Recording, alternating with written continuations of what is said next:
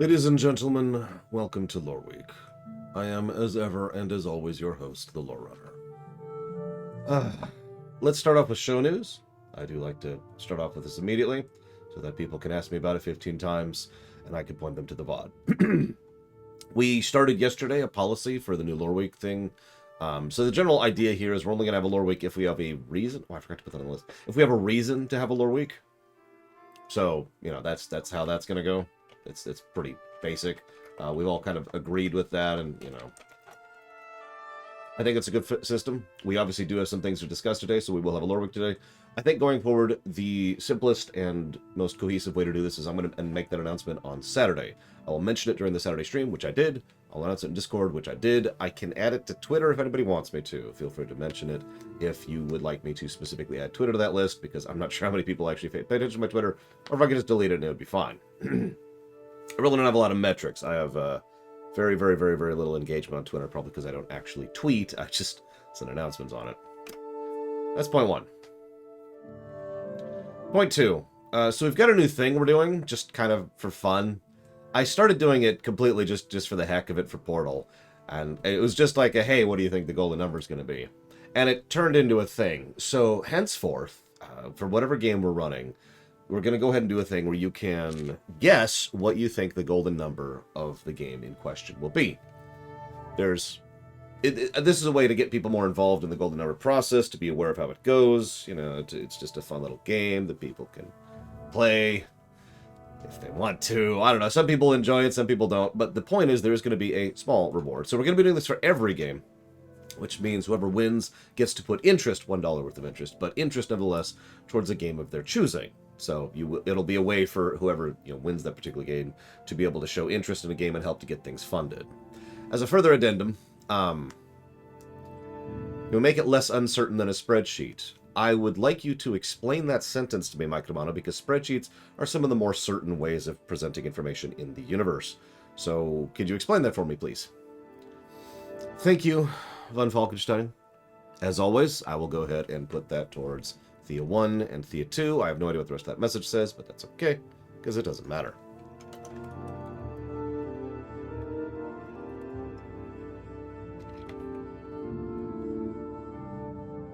Go to that. One more, it looks like. So that's how that works. There are a few small, use your brain rules. I lock it down before we actually figure it out. And you're not really supposed to guess towards the end of a game. You're supposed to guess towards the beginning of a game. Right, you're supposed to be like, oh, I think, so we're playing Metal Gear Solid coming up. So the idea is you're supposed to guess what you think the golden number of Metal Gear Solid is, essentially before we even actually play Metal Gear Solid, right?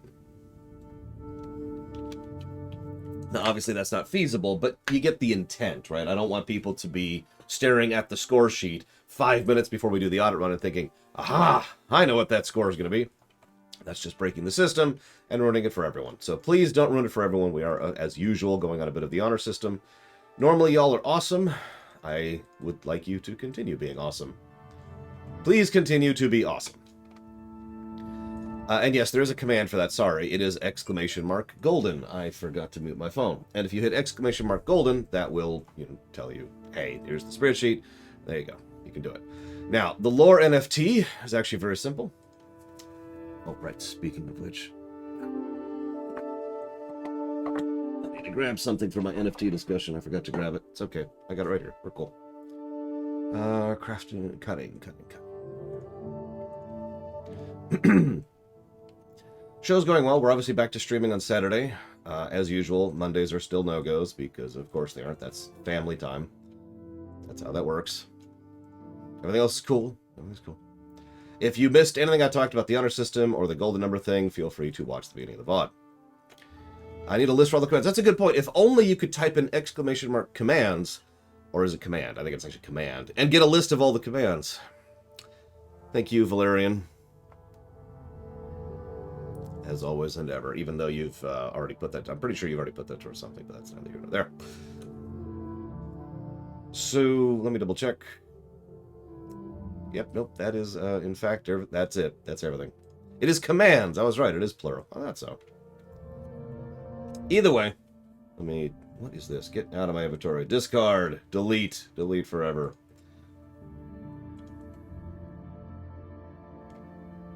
I need to pull up a couple of... You know, one of my favorite things to do is when you hit the wrong button and there's no, idiot proofing, so it just is like, and it's gone. Doesn't actually happen to me all that often, but it does happen every now and again. I'm kind of hesitating a little bit here because I don't want to talk about NFTs. Nobody wants to talk about NFTs. I mean, really, does anybody actually want to talk about NFTs? No, this is actually FF14 run prep work. Speaking of which, next is going to be Culinarian, I believe. Yeah, so, okay.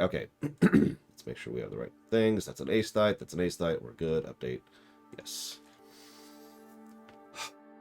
Let's discuss NFTs. Let's do this. This is how this is working. We're going to do this properly, formally, officially. We're not going to be all memey. We're not going to be entertaining. This is the boring hour, okay? We're going to get serious about this. Because what are NFTs? Now, I imagine most people know what NFTs are vaguely, but you'll forgive me for presuming that you don't know what an NFT is, because I feel like it's the best way to really process this, okay? Actually, give me 1 second. Let me make sure I'm making the right thing, because I just need to hit the G button every now and again. Actually, I need to make sure I have the macro, too. So give me 1 second. Where's my macros? There they are. There it is. G. Get these spells that don't exist anymore off bar. They got rid of a lot of crafter abilities at Endwark, didn't they? Look at all those. I've had several. Okay. So this is going to be, looks like... Archon Loaf? Seriously? That's the collectible as Archon Loaf? Oh my god, it is. Okay. Well, let's enjoy our delicious Archon Loaf. That's going to be wonderful. Go and get started there. Make sure inventory is in the right space it needs to be in, which it is. Good. What are NFTs? The easiest way to explain what NFTs are is by two examples. Carrots, rocks.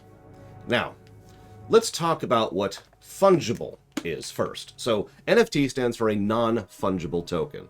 Now, let's go ahead and get this out of the way right off the bat. Do you know what a meme is? Do you happen to know what a meme is?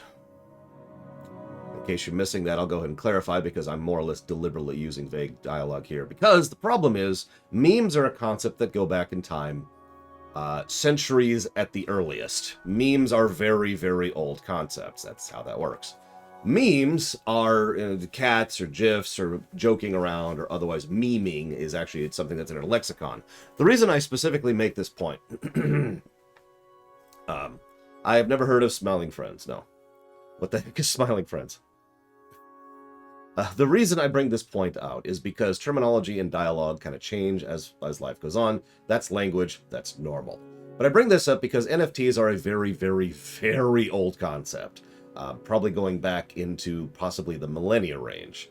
However, if people are referring to NFTs nowadays, they're referring to something else, just like the meme example. So let me explain fungible. So fungible just means one very simple thing. It is mutually interchangeable. Now, there's layers of fungibility. In fact, there is no such thing as an absolute fungibility because no such thing exists. At least not yet. The general idea, however, is there's a bit of a gradient for how much you value a thing versus how much someone else values a thing, and how much that thing can then be interchangeable with itself. So let's start with something at the most basic level of human trade. A commodity, like a carrot.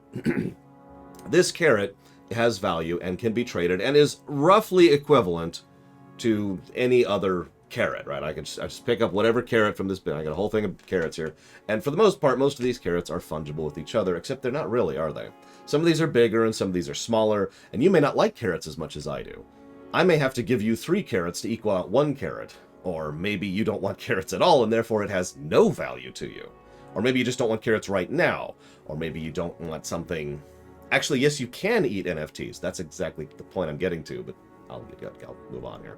So, the point is, whether or not a commodity, which is in many ways the basis of most concepts when it comes to economics, is fungible or not depends entirely upon the person and the other person involved, and however many groups are involved. Everyone kind of determines whether or not something is fungible, okay? So obviously that's not really feasible, and it's essentially the core reason why currency exists, which we'll go ahead and escalate to currency. Now, the only physical currency I own is this coin, which I obviously don't use for that purpose, but we'll go ahead and use the lore coin here as this thing.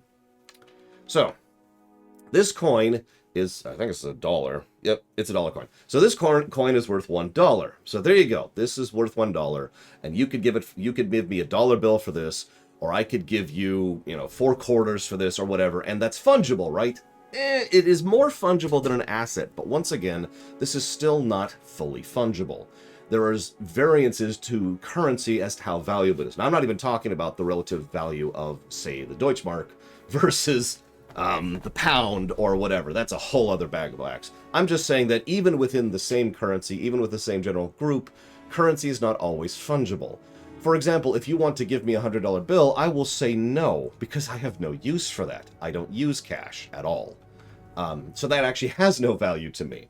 I'm not really interested in exchange or trading it for something else, right? Make sense? However, there's other easier ways to explain this. It's not hard to understand because all you have to think of is the value of a $100 bill versus the value of $100 worth of pennies. Now, technically, on paper, those $100 worth of pennies is equal to the value of that $100 bill. But on an individual level and on a corporate level, that is to say a business level, especially a local business level, there are plenty of businesses who will look at that and say, no, if you try to trade in $100 worth of pennies, they will just flat out refuse you because it is not fungible to them in that circumstance. Does that make sense? But you can see how currency is obviously more fungible than straight up assets. Now hang on, let's go another step deeper here. Let's go down to electronic transactions. So this is fully fungible at this point, right? I mean, if I run an account and a number changes an account over here and switches over here, and I transfer money from my bank to your bank and so forth and so on, surely that's fungible, right? Fully No. Again, once again, while this is more fungible than standard currency in many ways, there's also various things with regards to the quality, the usage, and the specific banks that go involved, the transactors that are happening involved, and of course, whether or not they're going to put any fees on top of it or not. So the easiest way to explain this one, I actually saw someone else use this analogy, and I'm just going to steal it horribly because I'm evil and horrible.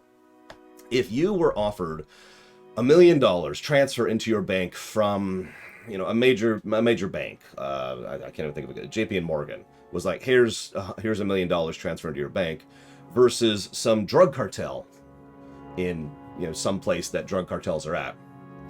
Which of those are you more likely to take, and which of those is more valuable to you? Now, you could argue that you would still take it from the drug cartel, but you could see why even if you accepted that, and even if somehow you were actually cleared of all the things and all the questions, and all the people are going to be coming to your door about that, and even if somehow that all worked out, that is a huge amount of additional work, effort, and hassle versus the company.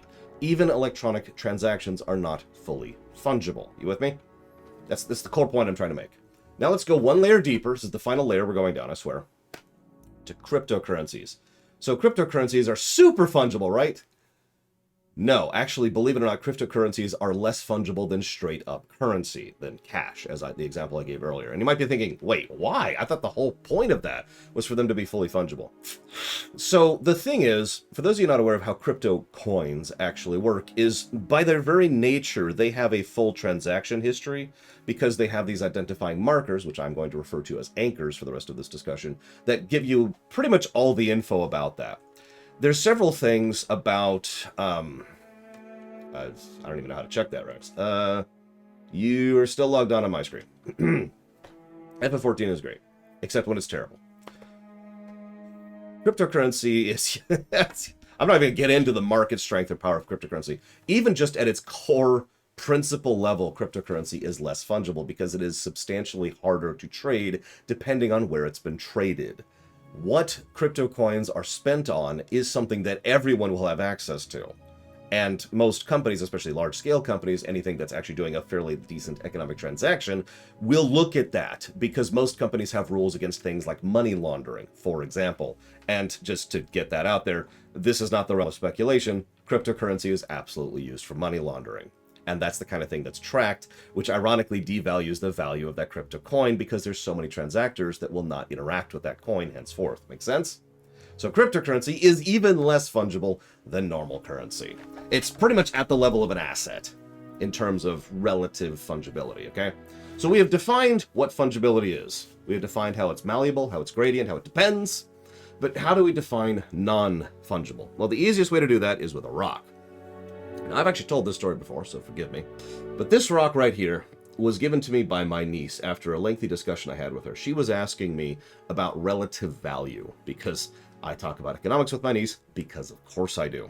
And I just explained to her how even if something isn't worth as much money or isn't as expensive, it doesn't take as much time to make or doesn't have as much effort or whatever, if something is given with love or care or thought, that can have more value than something that is more expensive because of the love and care and thought that you know that went into that. And she thought about this for a little bit. We were out at the park at the time. And she ran over, grabbed this rock right here, picked it up and carried it over to me and said, "Here, I love you, Uncle Lore." I still have this rock. This was a few years ago at this point. I still have this rock because this has tremendous value to me. This is a non-fungible token. It is not interchangeable with any other rock. It is not worth anything to anybody else in the world. The only thing that makes this thing valuable is the specific nature of how and why and who gave it to me. And I still have it because of course I freaking do. I actually have several things she's given me. There's some pressed flowers I've got over here, along with, this is actually really cool. So my niece is actually really into, forgive me for talking about my niece for just a second. My niece is really into rocks in general, gemstones, minerals, that kind of thing. And she got this geode, but a piece of it chipped off. And I was like, "Oh gosh, I'm so sorry." And she's like, "It's okay, now I have a piece to give to you." And so I have a piece of the geode she got for her birthday. So anyways, you get the general idea. That's the simplest, most core, down-to-earth way to explain an NFT. But hang on. That is an NFT in the old concept. That's the NFT concept that has existed since time immemorial, right? A painting or an original song piece or the original crown or whatever, all that stuff, those are NFTs. That's the original blank blank, and it is the fact that it is unique and it is its backstory that gives it value, even if you were to replicate it, right? Make sense? So that's NFT as a concept, which makes perfect sense and is logical and is absolutely cool. NFTs in the modern concept are nonsense. So let's get into that. So the whole idea of modern NFTs is they want to, do I still have the buff? I do, okay. They want to try and add on to this the idea of a digital chain, a digital blockchain specifically, that just like a cryptocurrency tracks its existence and it gives it a unique serial number and makes sure that you can see where it's been and its history and all that fun stuff, right? In the same general vein that I just described. Anybody who's ever seen an unopened comic book going for a large amount of money, or an unopened action figure, or maybe an old Magic the Gathering card, or that stupid Mario Brothers cartridge that was actually a huge scam, but let's ignore that for a moment. I'm willing to say that publicly because it was a scam. All that stuff, those are things that would be qualified as such. But again, even that still is just the old example of NFT. The new example of NFT. So they have this anchor. Going through a blockchain, most modern NFTs are specifically using Ethereum, for those of you curious and know what that means, in order to verify that this is the specific uniqueness of this particular digital items. Anchor, okay? Now, obviously, this is not really a new concept either. To once again relate this to real-life concepts, I'm sure nobody in chat ever has, and indeed I never have, but I happen to know, thanks to my biological family, that if you ever buy a Rolex, there is actually a little card that comes with it, and that card has a little serial number, and it says, hey, this is the exact version, an exact number, and the anchor that identifies this exact watch, and you can actually go and register that with Rolex, so they will know that is your watch henceforth in their records, which can be helpful if it gets stolen or whatever, right? But that Rolex has more value because it's that specific Rolex. You get the idea. Now, let's go ahead and talk about something that's going to make me very unpopular. NFTs have an obvious value to them. I don't mean the concept of like the rock or the Rolex. What I mean by that is the idea of an NFT that gives something a validity, verification of the reality of what you're getting, of the reality of what you're buying, has obvious value. So obvious, in fact, I feel stupid for even admitting this. And this is the problem we're running into. So the general concept here is they want to have a thing that says this is, and now I'm burning at the stake. They want to have a thing that specifically says this is legit. Or they want to have a thing that says this is where this has gone through. There are entire industries that are built around this concept in the physical realm, so the NFTs, hypothetically, could be utilized for this in the digital realm as well. This is actually a blah, blah, blah song by this person. This is actually an image made by this person. This is actually a game made by this person. You get the idea. Yeah, archaeology is actually a perfect example of this kind of concept. There's a whole thing to make sure, is this thing valid? And how valid is it? And what has it been through? Etc. Right? So, that's the value of NFTs. Now let's talk about how, as with every human invention ever, including fire, is misused and abused. Let's talk about how people are screwing up NFTs. So, the first and most obvious issue comes up when NFTs themselves are being traded. Now, this is a strange concept, so forgive me, because there's not really a real-life equivalent for what's happening here. This is just economics doing what economics do, okay?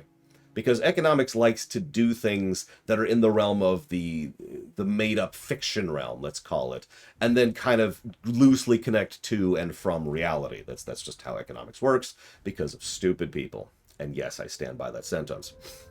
So, some people have been actually specifically trading the NFT marker, the serial number, if you will.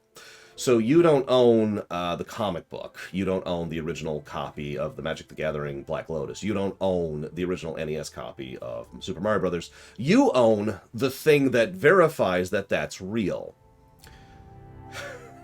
This is already stupid on several levels, but the biggest problem with this, we'll get to in just a minute. The idea here is that that has now become a commodity that has been turned into a commodity. Because now you can leverage that and say, well, this has more value because the fact that I have this proves that that Rolex that you own or that rock that you have from your niece is valid. The only proof of that exists, I own.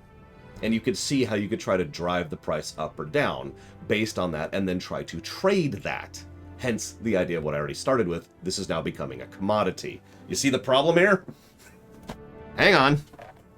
It gets worse, although I've already hinted at this because this is when we enter the realm of speculation. So everything I just told you is true. I've been following NFTs, of course, because it's me.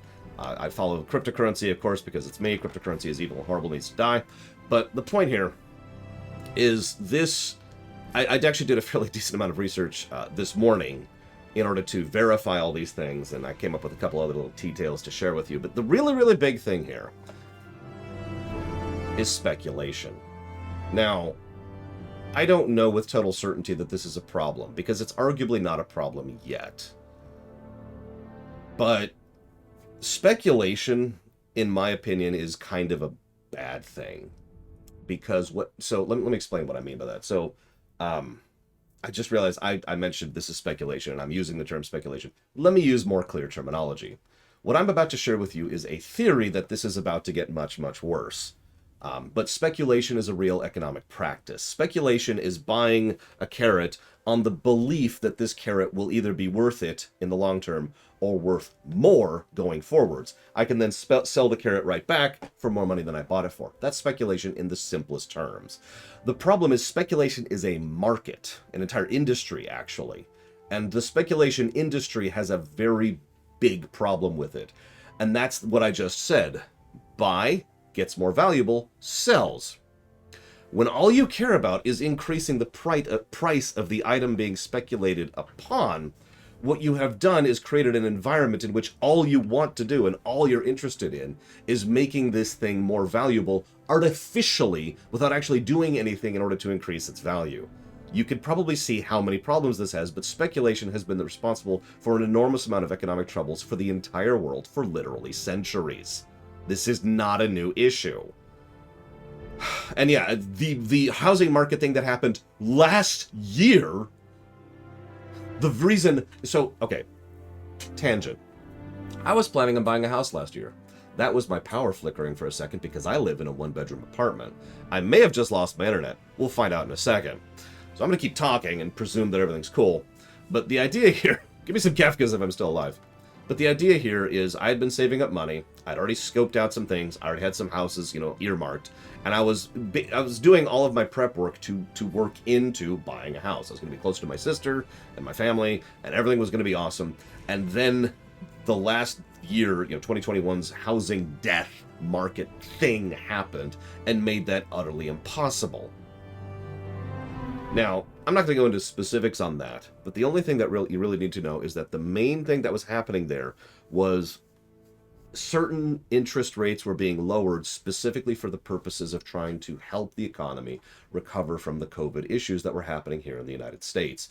As a direct consequence of this, a lot of investors, speculators, moved a lot of their money from things that were considered unsafe bets into things that were considered safe bets. Real estate is considered the safest investment that has ever existed in human history. That's not an exaggeration. So the initial people put money into real estate. Then other people noticed they were putting money into real estate. And then other people noticed, and then other people noticed, snowball, snowball, housing market death doom. So, like, for example, just to name an actual tangible example, my friend Gary actually managed to buy a house over a year ago. Last year, as in less than a year of total time he spent at that house, its price appreciated by over $30,000. Just from the mere existence of the fact that the market was going nutso. He had offers.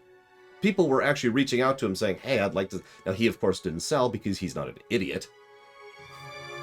But you get the idea? And again, to really emphasize this, and forgive me for really hammering this point in, nothing really changed to make that house more valuable. All that happened was we were having a runaway market. Make sense? So there's a difference between scarcity increasing value, that is a real thing, and a runaway market. And it boils down to a degree of severity and why it's being driven and how it's being driven. And I know the difference looks the same from a distance. I do know that. But please trust me when I say there's a freaking difference. Now, you can already see where the problem comes in when it comes to NFTs and speculation. Because NFTs, the serial number attached to the NFTs, the thing verifying them, have become a commodity that people are speculating on. Let me say that sentence in full in case I'm not making this clear. The identifying marker that verifies the existence of a thing is being traded and speculated on to increase the value of the identifying marker.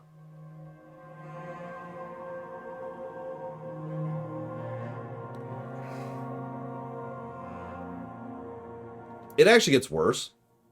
I'm not going to go into the worst right now. We don't need to talk about environmental damage or waste or consequences, although we will bring that up briefly in a minute. Because here's the thing. So some of the major cryptocurrencies all have something called proof of worth. And I think I'm actually saying that wrong, but I think it's proof of worth. And the idea is that there has to be a tangible thing that verifies the validity of it. It is proof of work. Okay, proof of work. And this is in addition to the fact that something that is being made has to be calculated at a certain rate because, well, let me give you another one of those tangible examples here for a second. Let's say that I, on my new Doom machine, the nuclear submarine, and I have a 3080 in there, a really nice card. Let's say I sit down and I go ahead and run Doom Eternal at full 4K with all the options cranked. What I am doing is close to 2% of what that card can actually be pushed to. I know what you're thinking, but wait, Lore, that's like really high end. Let me say that more clearly in case I'm being unclear. What it can be pushed to, not what it should be pushed to. Not acceptability, not reasonability. You can unhook the limits on a GPU rather substantially to make it do stupid, ridiculous things. You shouldn't do that because it'll overheat and cause problems and damage the card. But you can. You see the distinction? So there, if you've ever seen any of those pictures of large farms with giant AC units keeping them cool, in order because they're producing a stupid amount of heat. That is because they're running those cards way beyond what they should be. And they're using that to mine. Now, if you're not understanding the problems there, please think about how much electricity that's using, which is an enormous amount, by the way. And think about the fact that once those cards are burnt out, they are trashed. And they are producing massive amounts of electronic waste, is what it's called, in order as a consequence of these actions. How long do those last before they need replaced? Not super long. But, yeah. It depends is the answer. One moment. Thank you very much, Dark Prince Revan. Always. If you know what you'd like to put that sub towards, please let me know. Thank you. And yeah, the Dust Biter gives another wonderful, practical, tangible, easy, understandable explanation. Your car can go very, very fast and ram through things. You shouldn't. It can. And yeah, I wasn't even going to talk about the computations, the transactions that is being used for these computations, and just, these are using, let's just summarize this as simply as we possibly can. The very existence of cryptocurrency is causing an absolutely stupid amount of electrical waste. Now, I'm going to tie these two facts in together, because this is when we start to figure out what the hell is wrong with what I'm about to share with you. So, all of this is bad. I think that's fairly self-evident. The only people benefiting from this are the collectors, the speculators. So someone actually mentioned this earlier. I was wondering if anybody would mention it before I got to it. How many of you remember the comic book crash? The comic book crash. The one that nearly killed Marvel and almost brought down DC with it and everything else. And basically, we came very close to the end of comic books as a medium because of this. Now, that's a very lengthy, complex, in-depth topic that Sci-Fi Debris has done a whole issue on if you want to watch that. But it's a big deal. I followed it because economic news, of course, because most of it was economic bent.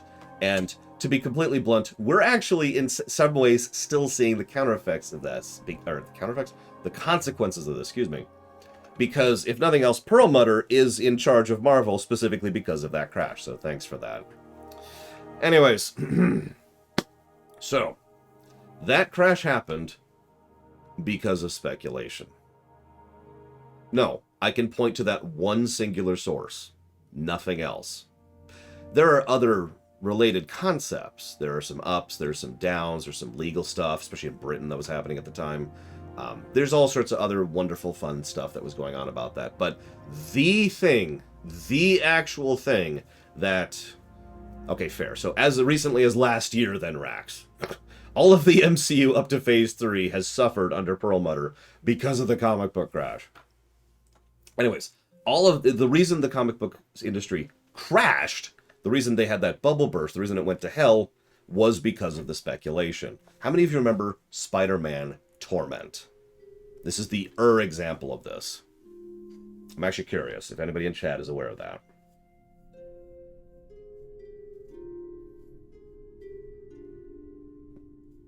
For those of you not aware, Spider-Man Torment was a, what's his name? The Spawn guy. Seth MacFarlane? Spider-Man episode. Which is terrible. It's one of the worst Spider-Man comics I've ever read. Here's the thing. It sold bonkers well. It was Seth MacFarlane, that's right. And why did it sell bonkers well? Oh, it's Todd McFarlane. My bad. Todd McFarlane, thank you. I knew it was the Spawn guy. I was right. I just couldn't remember his damn name.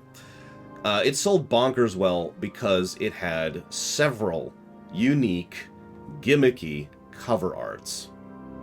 There was one with actual silver inlaid into the freaking cover, for God's sakes. If that says so much, I don't really have anything else. I know most of you haven't read Spider-Man Torment, so just trust me when I say it's an absolutely abysmally terrible comic. But the point here is it sold bonkers well.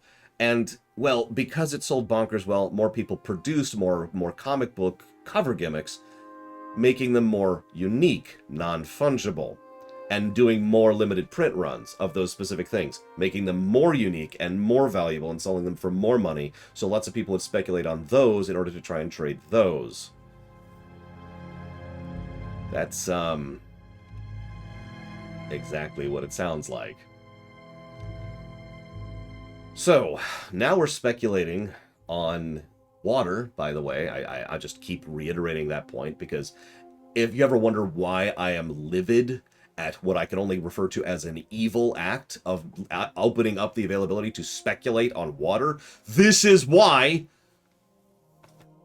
But now we're speculating on the specific value of the markers that indicate that whether or not something is valid in a digital signature being produced by exceptionally environmentally wasteful garbage that is producing something that has no worth other than to verify the value of a digital good.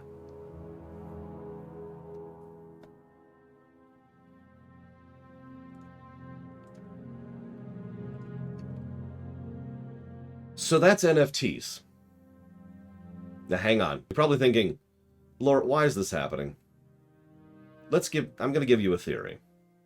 What's the largest GDP country in the world? Bonus question. What's the second?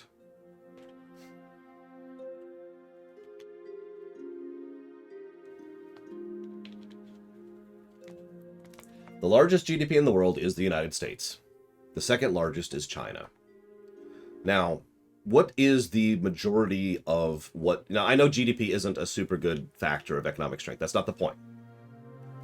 What is the majority of the percentage of China's GDP? Like, what industry? Where's that coming from?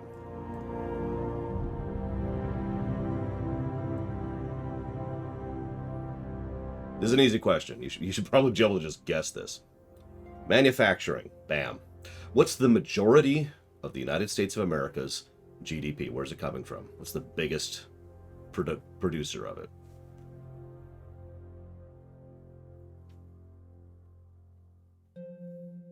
I'm going to actually wait on this. I want to see if anybody can guess it. Service? Nope.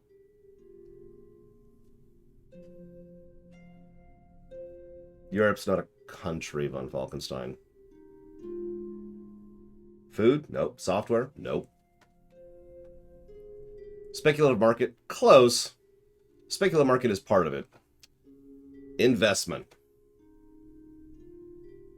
Something like 30% of the United States GDP is tied up in the investment industries.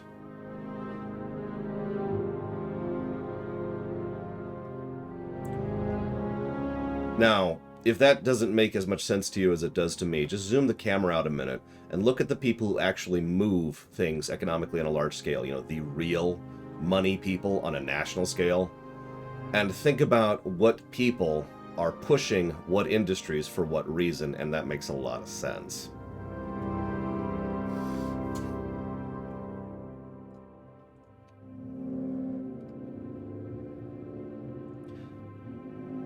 So, that's NFTs, and that's why they're terrible. Now that we've gotten that all out of the way, who wants to hear about an idiot?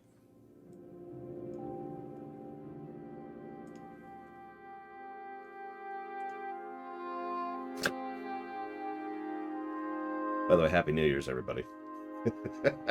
I sure hope this year will be better than the previous two, right? Let's start off this year in exactly the tone that it should be started in. So this is a letter from the Square Enix president on January 1st, 2022. For those of you not aware, I call them Squirrels-For-Brains for a frickin' reason. Yeah, unfortunately, we're not actually done talking about NFTs because we have to talk about Squirrels-For-Brains. Now, this is a fairly long thing. I will, as usual, put a link to this in the VOD. It's a long thing. Let's skip ahead a little bit here. Let's just move down to some relevant stuff here. A term that was gaining quick currency in 2021 was NFT, or non-fungible token. The advent of NFTs using blockchain technology significantly increased the liquidity of digital goods, no it didn't, enabling the trading of a variety of such goods at high prices and sparking conversations the world over. I see 2021 not only as Metaverse Year 1, but also NFTs Year 1. By the way, Metaverse is also stupid for reasons that are essentially the exact same I just shared. Given that it was a year in which NFTs were met with a great deal of enthusiasm by a rapidly expanding user base. Pause. Yes, I did, Imperial Star Destroyer. Do you want me to bow for like 4 minutes? Because I will absolutely do that. Can you wait, though, until after the NFT discussion? I don't want to lose my train of thought here. So, if you were paying attention earlier, I mentioned the Spider-Man thing and the comic book boom and the comic book bust as a direct result of speculators, because the people in the suits were seeing increasing sales and thinking the industry was boozing. A high amount of enthusiasm for all these new comic book, gimmicks we were doing. And it was all the gimmicks, too, all the cover gimmicks, all the limited print runs. That was what was generating sales, so clearly, large amount of enthusiasm for that thing. Let's go ahead and push that, which they did. Meanwhile, the actual comic book sales and the actual comic book user base was shrinking because the speculators were pushing actual, brick and mortar sellers of comic books out of business. And so people were not only buying less to get to the stores, people were buying less at the stores. Only the speculators were actually capable of staying in the market within reasonability. You see the problem here? Great deal of enthusiasm by a rapidly expanding user base. This person has never studied history in his life. And I wasn't even going to bring up the obvious .com bubble, which I imagine several of us have actually lived through. However, we do observe examples here and there of overheated trading of NFT-based digital goods and somewhat speculative overtones. You're a moron, regardless of the observed value of the content provided. This obviously is not an ideal situation, but I expect to see an eventual right-sizing in digital goods as they become more commonplace amongst the general public. Spoiler alert, digital goods have been a thing for a decade.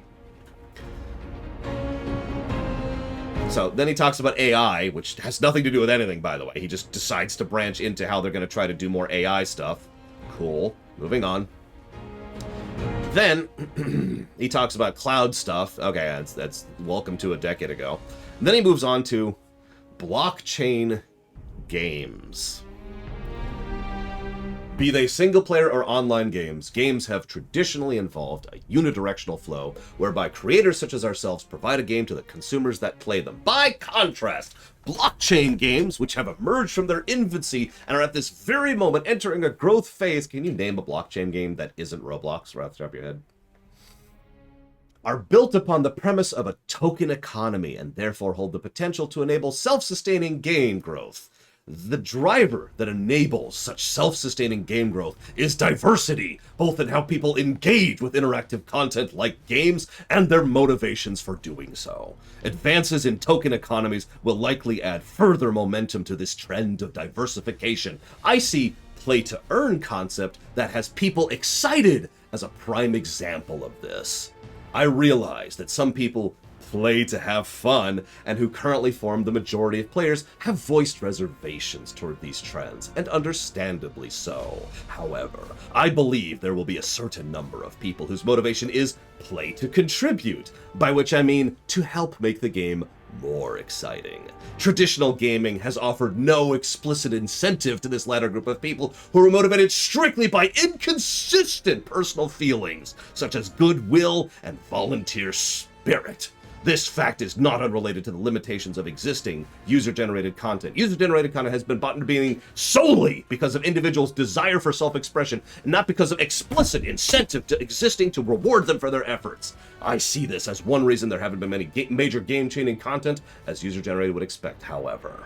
With advances in token economies, users will be provided with explicit incentives, thereby resulting not only in greater consistency in their motivation, but tangible upside to their creative efforts. I believe this will lead to people devoting themselves to such efforts and to greater possibilities of games growing in exciting ways, from having fun to earning to contributing, a wide variety of motivations that will inspire people to engage with games and connect one with another, and it is blockchain-based tokens that will enable this.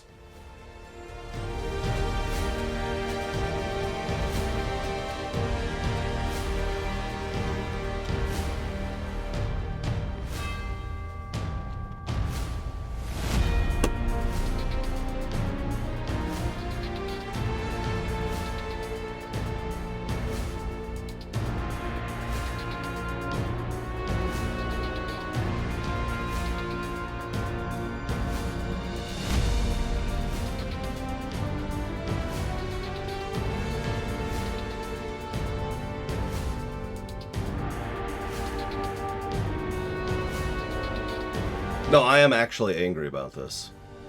This is insulting. This is poisonous. And I'm going to stand by that sentence. I know I try to stay nice and neutral, talk about things from an economic perspective. This is poisonous to the soul of humanity. And I mean that. This is trying to take something that people do for love and fun and trying to derive some whatever ounce of enjoyment that people can have in this miserable planet. And it's trying to process it down into another economic transaction. Trying to turn this into some kind of way that they can make a few other tiny little scraps of money when they're already sitting on millions.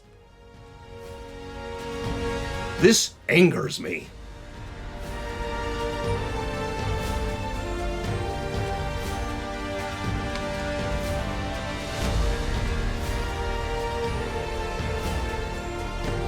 This is scalping.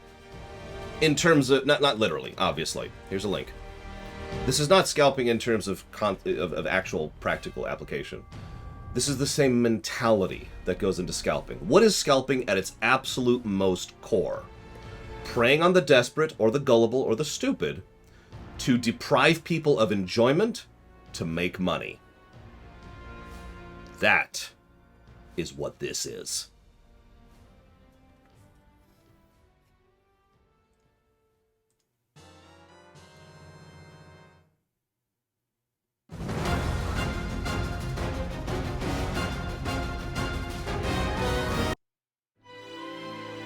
Happy music, happy music.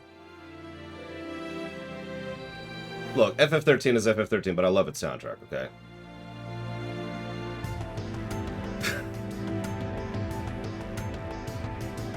Yeah, you wanted to have fun. How about you make us some money instead?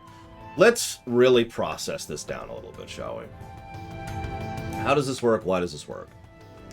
So other than the obvious fact that he is mocking people who play to have fun,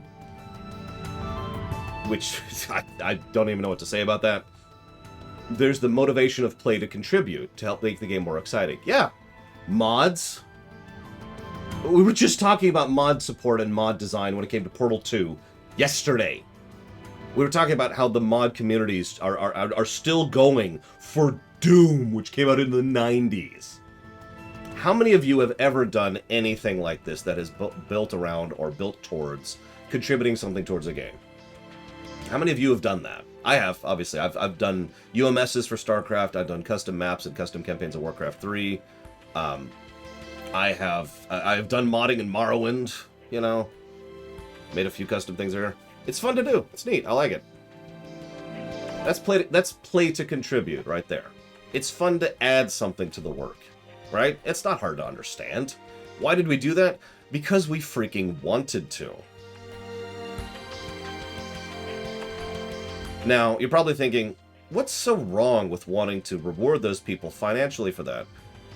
So, ignoring the obvious fact that the only financial reward they will receive is blockchain currency, which I've already spent, 20 minutes explaining why that's wrong. Just... I'll look into it, Dark Prince Revan. I'll look into it off camera. And if it isn't, I'll put it towards Batman Arkham Origins.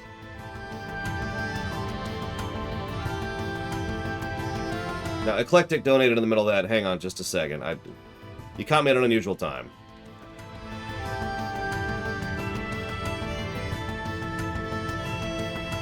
Now, I'm not even going to get into how many games have come out of people who started off their careers by modding because they wanted to. Because they liked doing it. Okami, Arcane, and Overlord. You got it, Eclectic. Thank you very much, as always. By the way, Imperial Star Destroyer, do I have your permission to only put as much of that as is needed to Arcane? And if so, what is your second choice?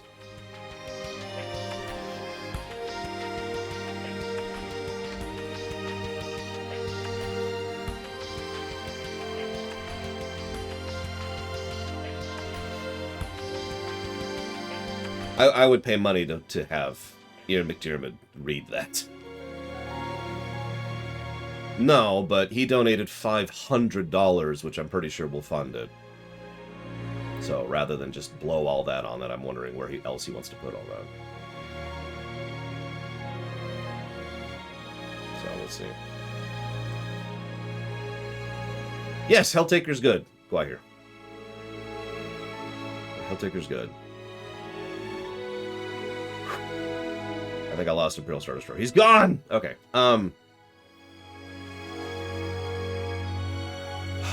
Rewind. Let's break this apart. So, I realize that some people who play to have fun and who currently form the majority of players, because obviously we're going to be in the minority eventually, have voiced their reservations towards these new trends, and understandably so, because obviously the people who read comic books because they like comic books are currently the majority, but will no longer be in the future, because that's how that works, you moron. You got it, Imperial Star Destroyer. I thought you left me. It's okay, I understand. So Mega Man 2. Oh no, not Mega Man 2, sorry. Just Mega Man Tron Bone. Or Tron Bane, or Tron whatever stupid name is. And Avatar, in that order. Uh-oh. Seymour showed up. Crap! What do I do? Helltaker. Thank you, Guahir, very much, as always. I will put that towards Helltaker.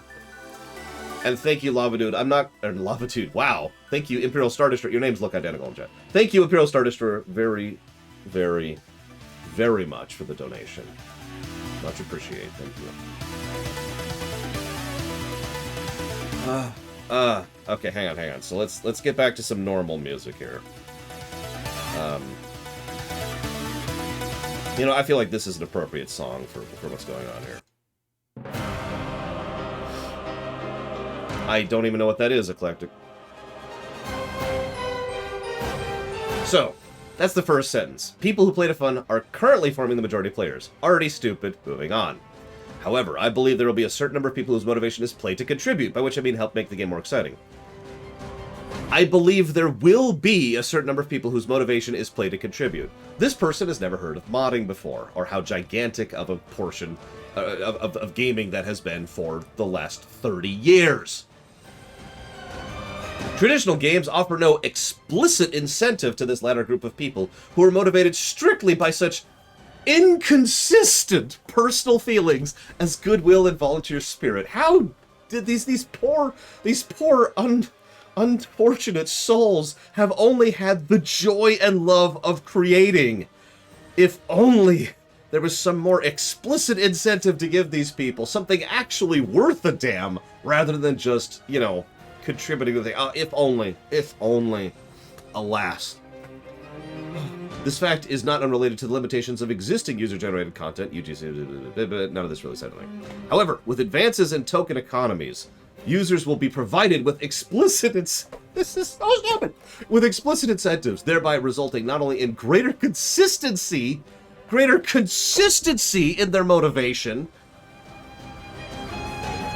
but also creating a tangible upside to their creative efforts, because there's no joy in making a song you love, and there's no happiness, and there's no tangible upside to creating or adding to the thing. No. If only there was some kind of financial reward we could give these people. Not going to give them money, of course. That would be stupid.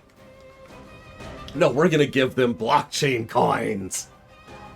Oh, by the way, I haven't even mentioned something.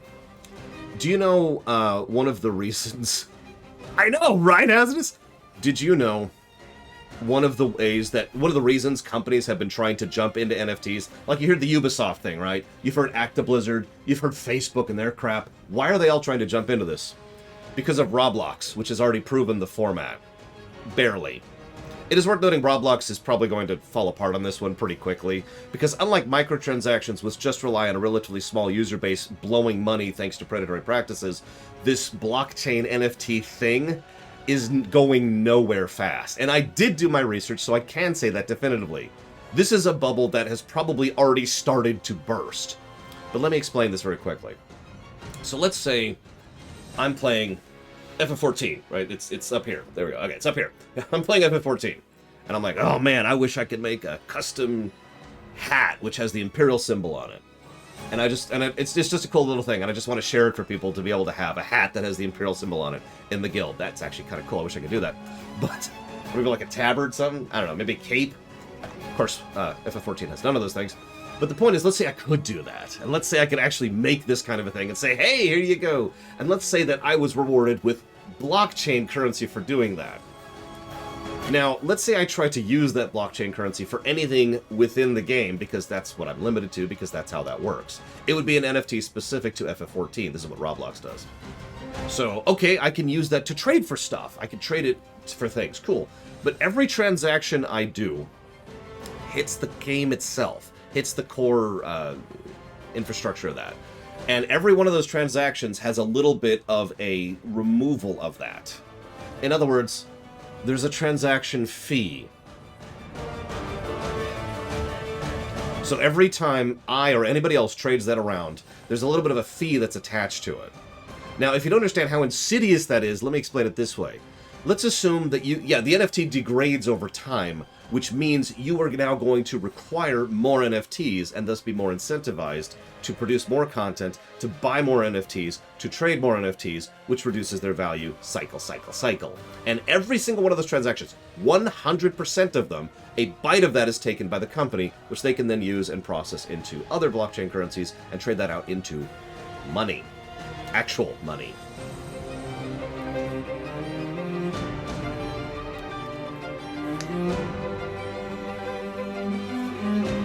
I have not, Eclectic. I haven't even heard of it.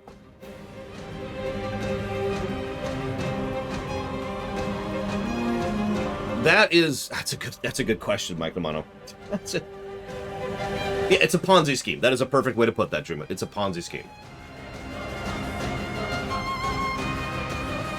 This is why they want to put NFTs into the game, because they want to make money off of quite literally doing nothing.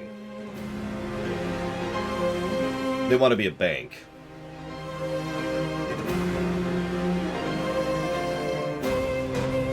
So,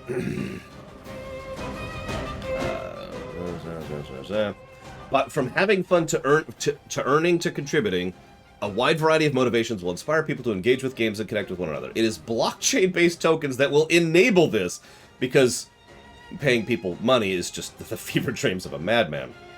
By designing viable token economies in our games, that's what I just described, we will enable self-sustaining game growth, which is what I just described. Basically forcing an artificial sink in value, forcing the deflation, forcing more people to try and keep going in order to stay afloat. And let's also be honest, this is probably only really going to be pushed by, guess what? Speculators.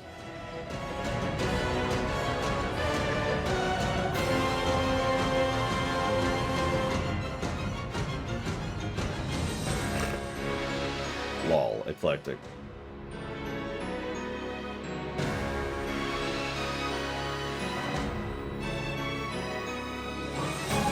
It is precisely this sort of ecosystem that lies at the heart of what I refer to as decentralized gaming.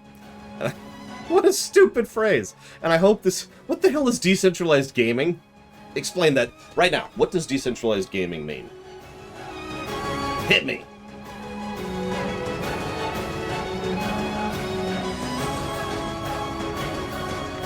You mean, how has it already, Mike Romano?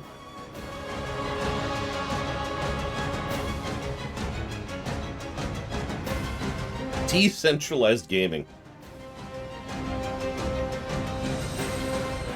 What a stupid phrase.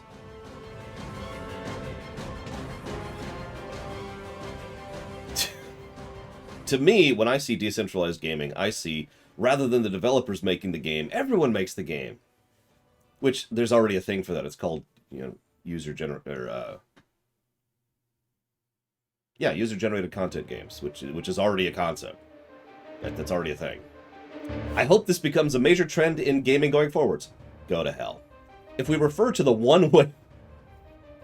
I love the slanting in this. If we refer to the one-way relationship where game players and game providers are linked by games that are finished products as centralized gaming, to contrast it with decentralized gaming, then incorporating decentralized games into our portfolio in addition to centralized games will be a major strategic theme for us in 2022. Let me say that one again in case you missed that. He negatively slants centralized gaming as the way in which players and game providers are linked by games that are, important sentence, finished products. But you know what we could do instead of that? You know what we could do instead of that? We could have decentralized games. And the implication is there that, of course, a decentralized game is not a finished product. Now, that's nothing new, of course. I'm not even talking about a game that's piecemeal. I'm not even talking about a game that's buggy, although that is literally what he just said. But instead, what I'm hearing is we want games as service, which I know you're all very, very tired of hearing of, and I do apologize, but it's a very common trend because it's the exact same reason Adobe charges me $200 a year rather than me just buying their product and being done with it, because they don't want a customer. They want a subscriber. Everyone wants a subscriber. Everyone wants you to keep playing their game and keep buying their service. They want you, every freaking industry is dipping their toes into or diving headfirst into the idea of trying to sell you on the idea to keep buying their service rather than to just buy it and be done with it.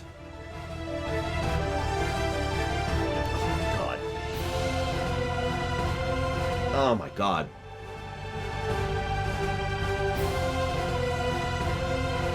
And you know what's irritating? Obviously, I'm sounding very derisive here, and very on purpose. But that's because while subscriptions work for certain markets and certain models and certain concepts, what's trying to happen is they're trying to be applied to every market, to every model, and to every consumer group. That doesn't work that way. Ah! God, I'm actually getting a headache from this.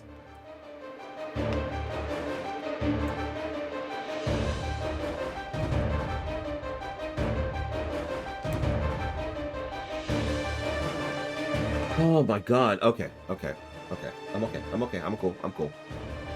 I've decided to take over the world. Not because of the environment, or because I have to make a better world for my niece, or because, you know, I'm sick of all this crap. No. It's just because of this right here. You, Mr. President, Mr. Matsuda, have convinced me that I need to conquer this world. Congratulations.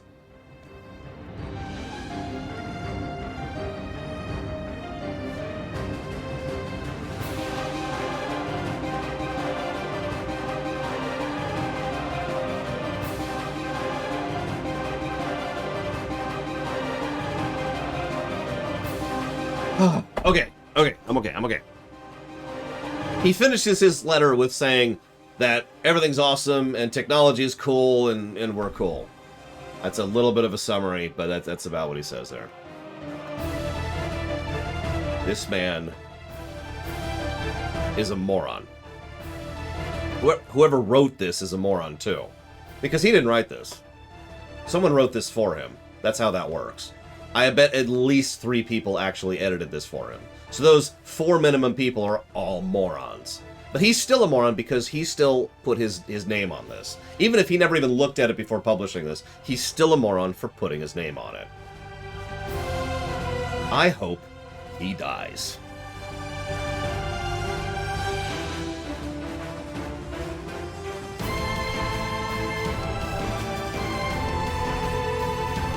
I don't know, hang on. He will eventually die, unless I take over the world first. Then he will not be permitted to die.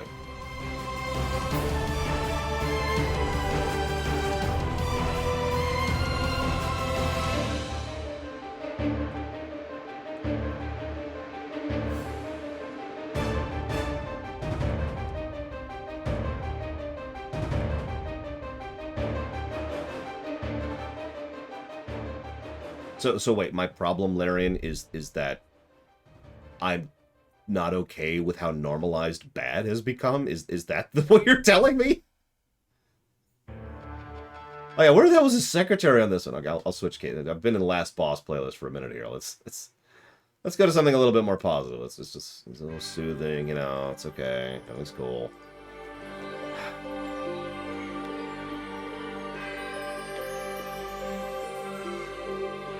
There we go. What do we got? How much are you worth here, boy?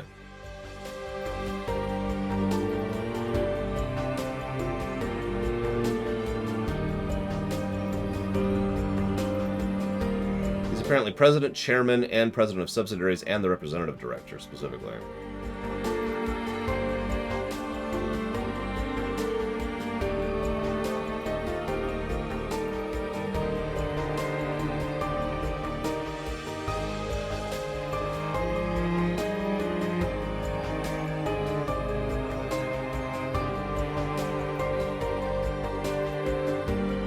Hi, Braven.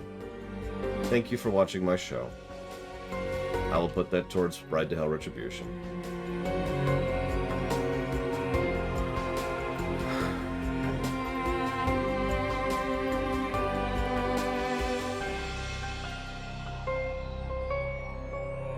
Yeah, the problem is, as Larian and Rax and I have all intimated or stated outright, this mentality, this stupidity, greed, and evil are normal. What percent of the United States GDP is investment again?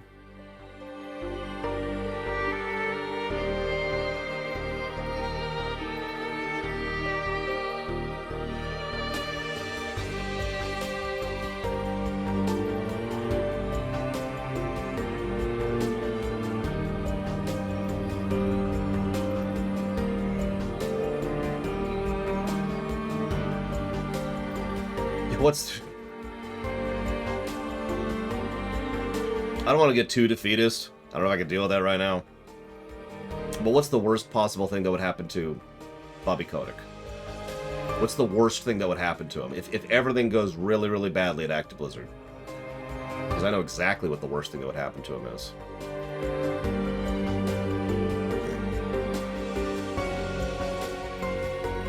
Yeah, he's ousted from the company. He's fired. And just has to live in comfortable retirement for the rest of his life with millions upon millions of dollars, and might not even be removed from the other companies he's on the board of. Because nobody pays attention to those companies.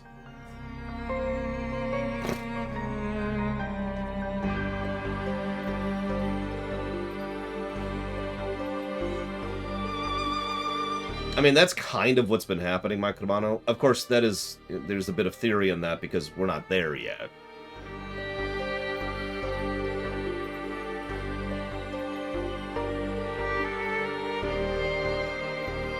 Sorry, I'm getting something ready here. I had this ready, and then I spent the entire morning researching things. Oh god, that would be horrible, Trathan. Legitimately. As much as Bobby Kotick is a horrible, horrible human being, I don't think what should happen is someone should show up with a gun, because that's just going to make things bad for everybody. A lighter topic? Nope. I mean, I could bring up something much worse than that if you want, but I'm not going to. That's not a joke, and that's not a lie. But I'm not even going to mention it, because if I mention it, people will look it up, and I don't feel like adding that source of depression to people today.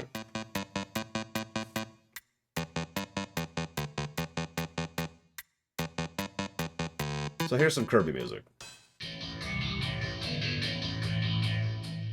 Yeah, exactly. Last thing you want to do is make Bobby Kotick into a martyr. Or worse. So, it's actually like a reverse martyr. Hang on. Pause the music for a second. It's kind of like a reverse martyr thing, because what happens is, and this happens a lot, actually. This happens a lot with less extreme circumstances than murder. You know, someone does something stupid or violent or outlandish or whatever, and it destroys that side of the argument. So if someone decided to go and shoot Bobby Kotick, what would happen is the side of the argument that we are on towards, you know, actually taking care of employees and not being abusive and not being horrible and all that fun stuff, that side of the argument would be detrimented by that action.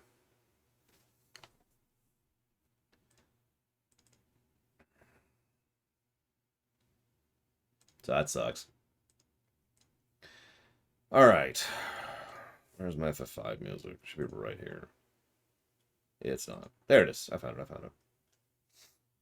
So we've got... Where did we stop off? Right here. Yep. Yeah, you know what I would do? If like, I was a dictator, what I would do with Bobby Kotick?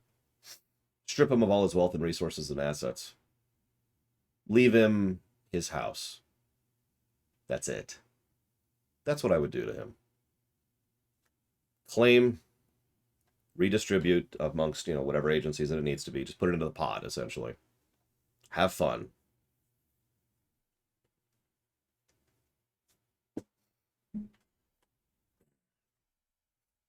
Maybe I'd probably leave him his car, too.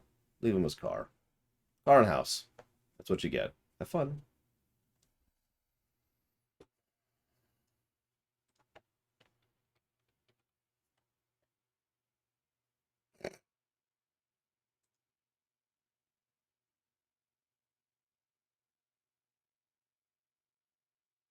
Let him take the bus.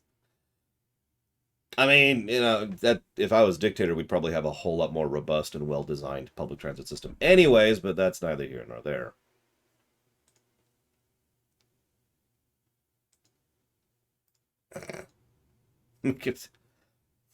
I mean, yeah, no, that's I wouldn't make him SJ, but remember, all he has is his house and maybe his car.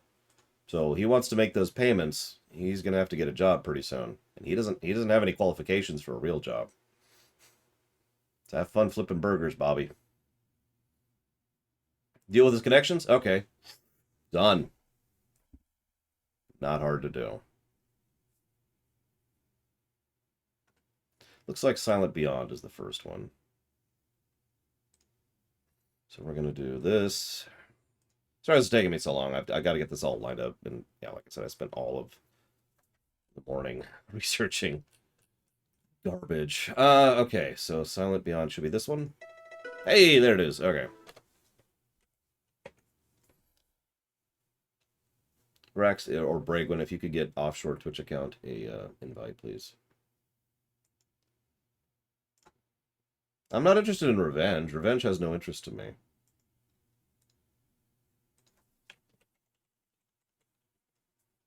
Really. Revenge is pointless. It's a waste of time and energy. What I would do because things need to be made better, not because it has anything to do with him. If I wanted revenge, I'd just take him out back and shoot him. So, we're going to start with FF5, the beginning of the ending music.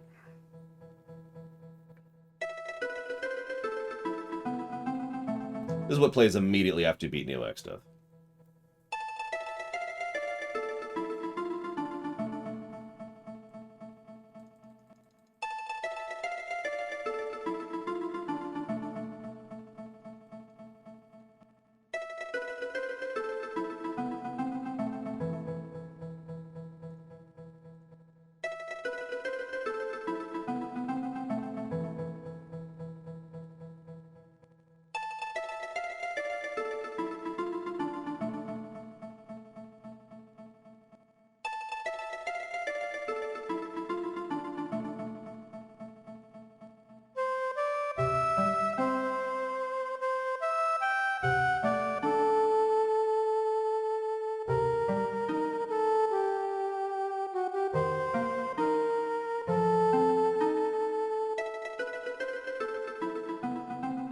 The echoing works nice here, and it gets across the point of the scene very well.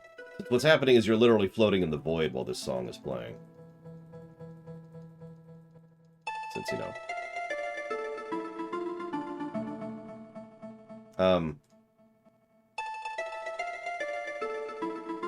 I haven't seen you in forever. Hi! It's good to know you haven't fallen off the face of the earth, since it's a real fear at this point in life.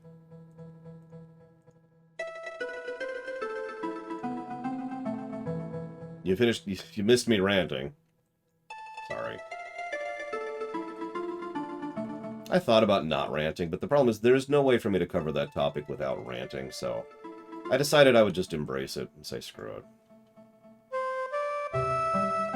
Did you know that I have a website, I Drink From a Ham? I don't remember the number off the top of my head.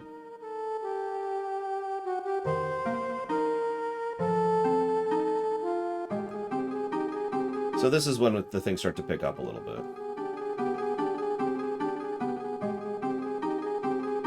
Let's see, it looks like 2 more.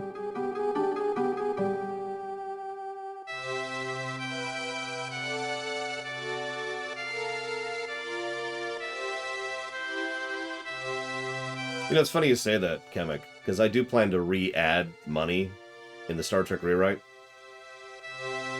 but as a means of trade.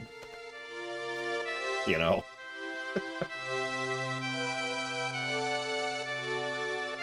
I'm sorry I drank from a ham. I apologize profusely. Alright, give me a sec. I'll leave it up. Let's see. Reviews. Down. Oh yeah, Portal 2 is not actually on the list yet. But... oh, it's not even here. Hang on. Portal 2 got 264.19. Our currently highest rated game ever.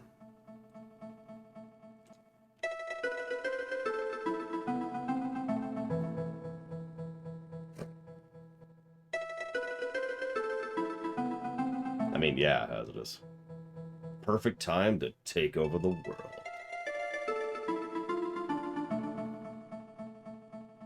I mean, obviously I'm joking, but like, if I just little thought exercise for a second.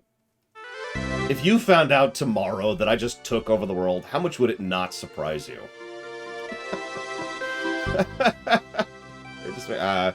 It's at this point it's just whatever, right? It's just yeah, okay, whatever.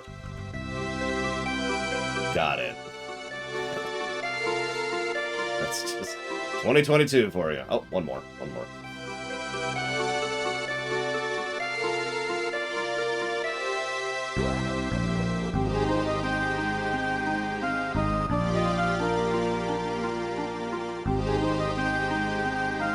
Oh, wow. Well, first of all, thank you for the bits, GGBHTG. I'm sorry if I'm pronouncing that incredibly wrong.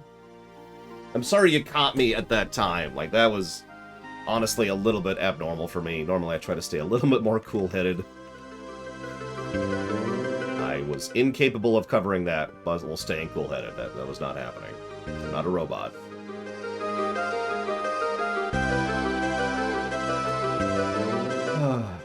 But thank you for the bits very much. If you would like to put those towards a specific game, please let me know.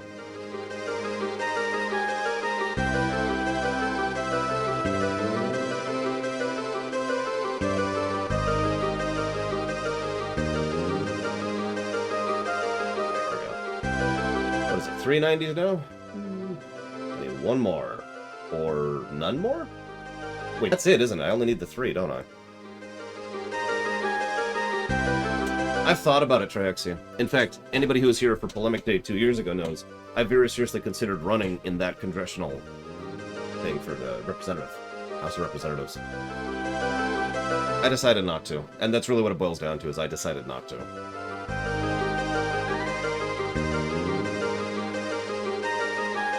So this is actually it. It's just going to repeat that forever. Sorry. So, okay. So, Silent Beyond in the new version. So, the old version's good. I do actually like it. It's a really good song. It gets across the idea of the space and the echoey void and all that stuff. And it's all cool and awesome. Here's the new version.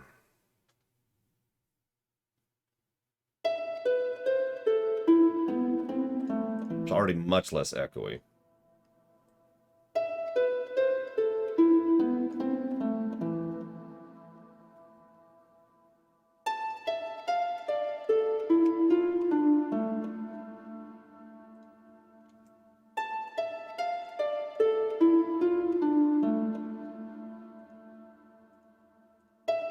I don't like this as much as the original.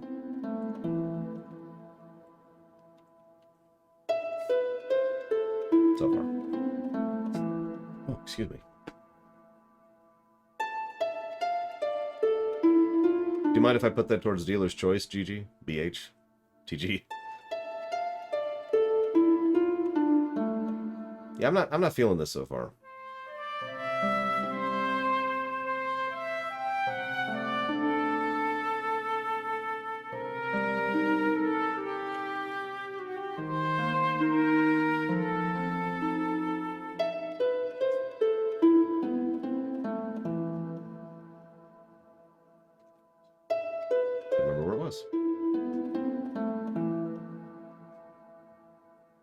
What's funny is FFV has been kind of a hit or a miss one for me musically.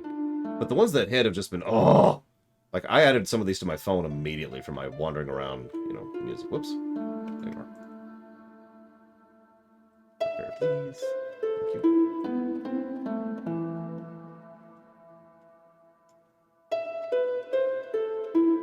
Don't worry, Cardboard Golem. I've already mathed it all out. No, really.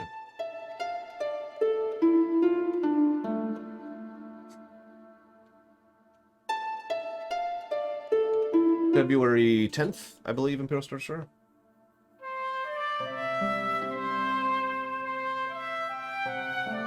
Or is it 24th? Something comes out February 10th, and something comes out February 24th. And I forget which is which. I might be thinking of Elden Ring, now that I'm thinking about that. Hang on.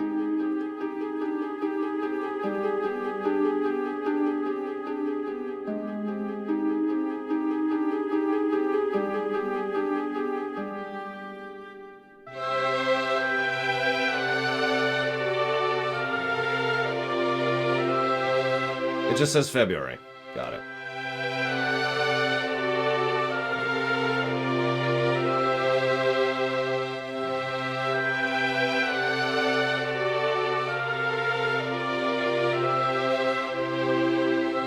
I don't know. I feel like this needs to be a bit softer. It's coming on too hard, especially the strings.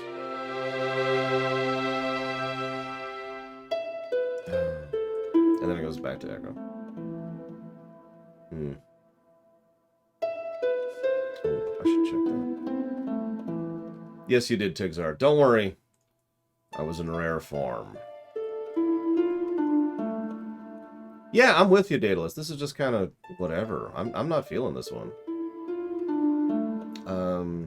23 minutes late. Let's see if I can still sign up for the latest fishing voyage. I don't think I can. I think I'm literally just a little bit too late. Oops, wrong one. Yeah, like I said, FF5 soundtrack so far has just been kind of in the Pixel Remaster. Yeah, FF4 nailed a lot of it. Just yikes. That was good stuff. I'm not saying this is bad. I'm saying I don't think it's a substantial improvement of the original. Is really the point.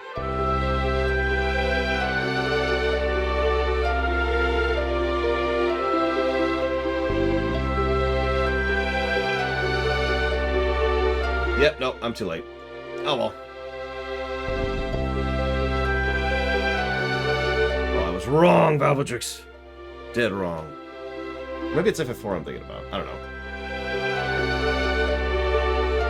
I mean, I do have a lot of FF5 music on my For Tonight playlist. Okay.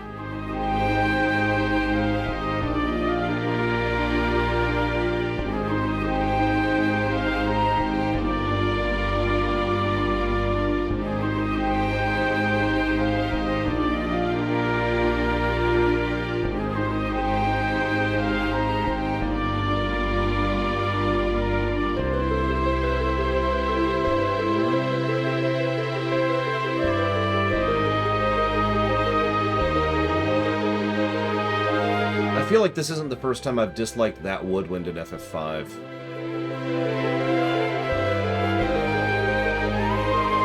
Yeah, speaking of which, who's up for another FF marathon? Not immediately, not anytime soon. It's just something I've been thinking about. Because all the FFs are before the Oblivion line. Yeah, you're right. It was Lena's theme that I was thinking of specifically. It's okay, this would probably actually be the last time.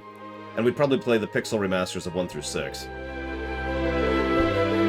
We'd have to do FF7R1 as well, because that's before the Oblivion line, too.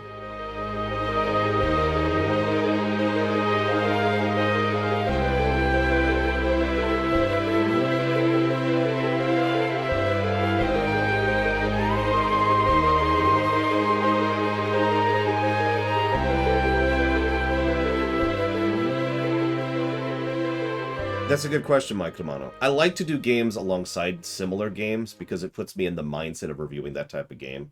It's one of the reasons why I wanted to do the Mega Man block, so we could score side-scrolling platformers alongside side-scroller platformers, right?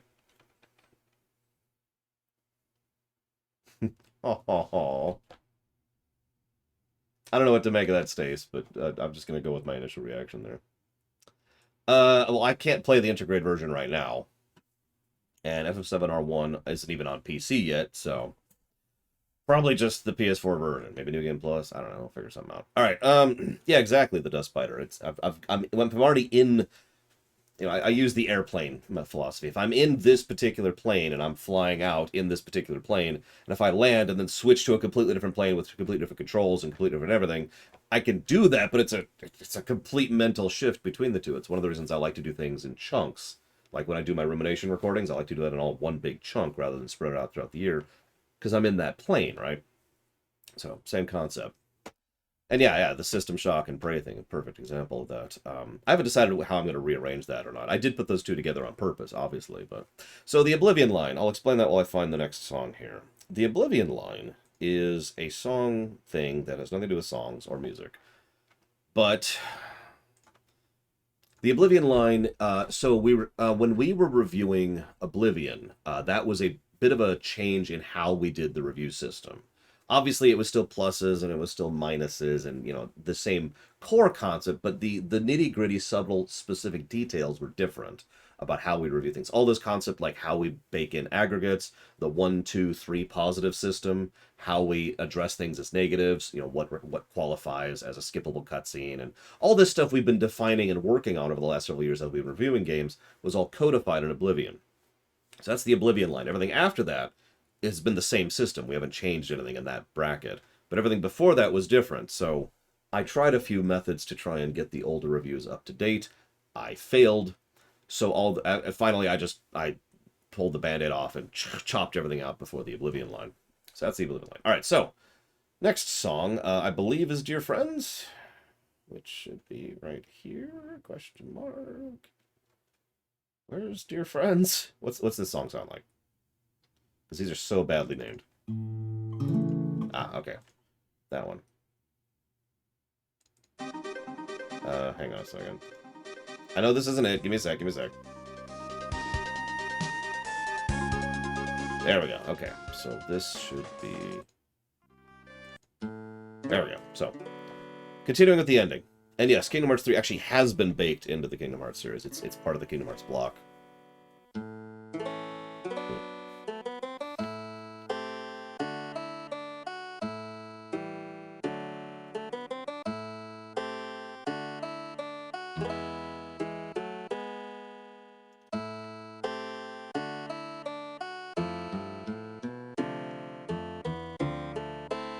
Yes, Kemek. Along with Alan Wake 2 is the other big one.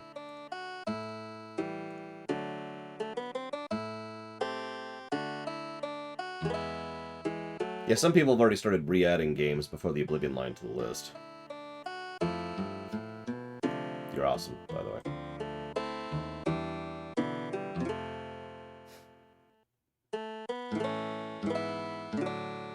I love the uses of the acoustic guitar here. I know it's not actually that, it's like some kind of banjo or whatever, but this is awesome. They did, Valvidrix, for the usual reasons. Oh, I love that hair. Look at that. Except you can't see it. Of course, I do my own hair like that too. Black to white or white to black.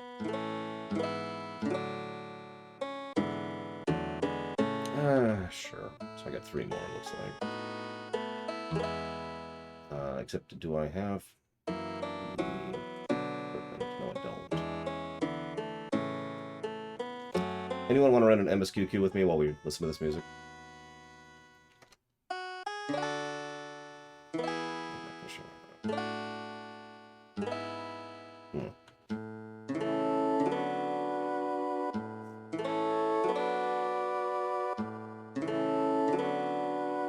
It's a neat outfit, I think so, Doom Rider?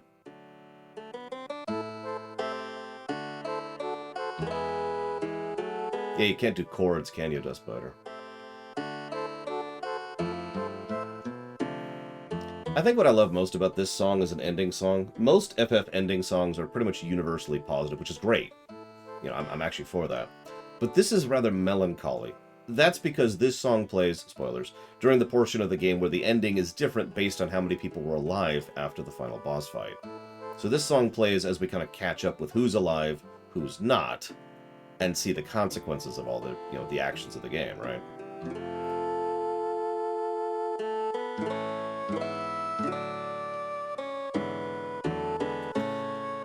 Okay, sure.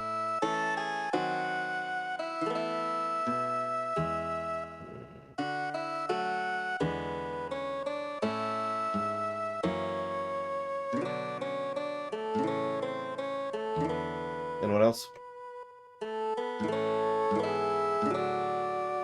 Yeah, that too, Velvetrix. Like I said, there's a bit of a melancholy tone to it. The actual uplifting song is the one right after this.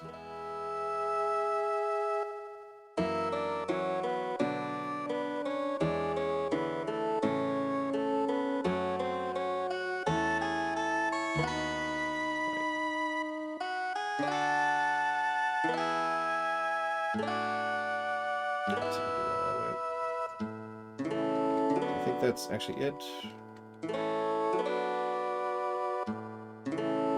Nope, we're nowhere near done.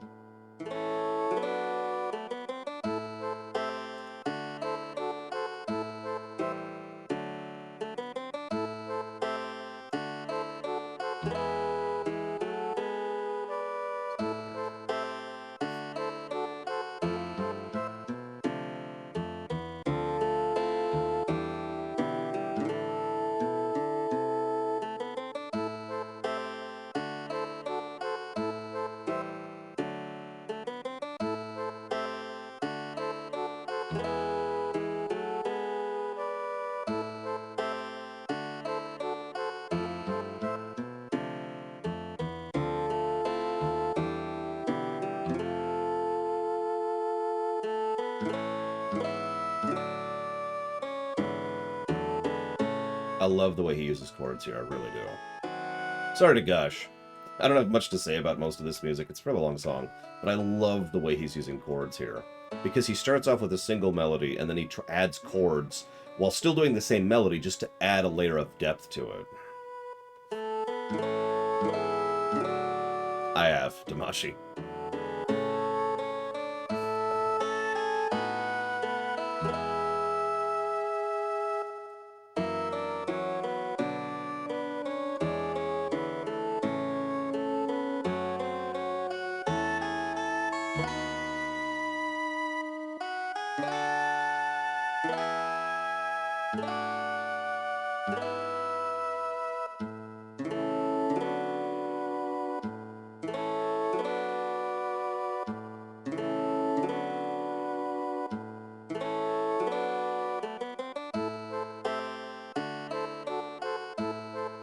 I'm not sure when this is going to loop, but I think it's soonish.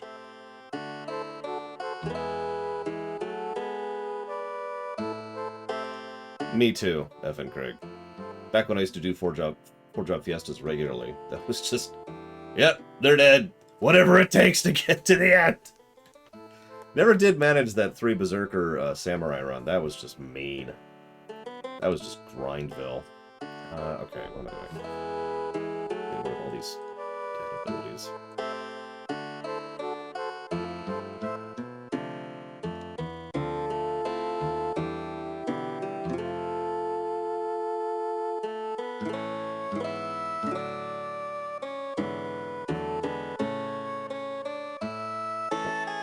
Yeah, you're blocking half my name there.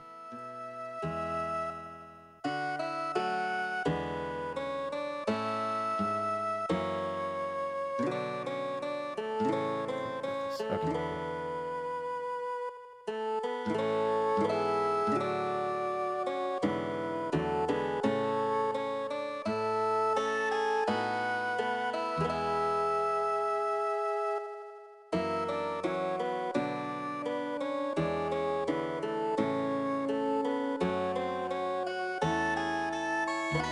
We're still going. This is a real. This is why we've held off on doing this until we had a separate section for it.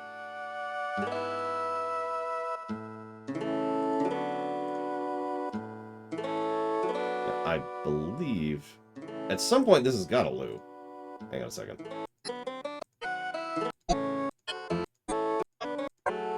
No, it's just going to do that for 14 minutes. Okay, so that's done. I think that's officially looped. I don't know why it's going on for, like, forever. So, new version. So, let's see what they do with this. Nice, melancholy.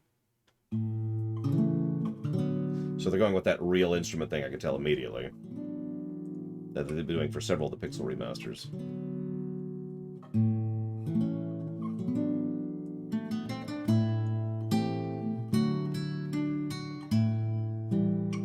Slowed it down, too.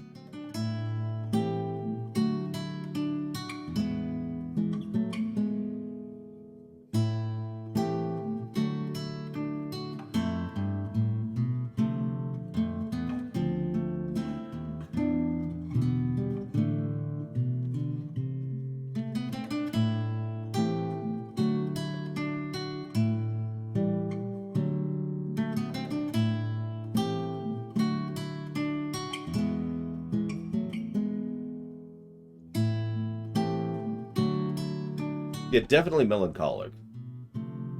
Why am I engaged in... Oh, because I'm in anger with that.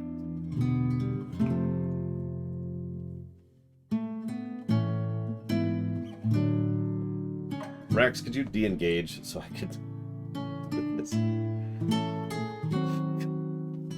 I thought it was because I was crafting, and I was going to laugh, because, hey, you're in battle because you're crafting.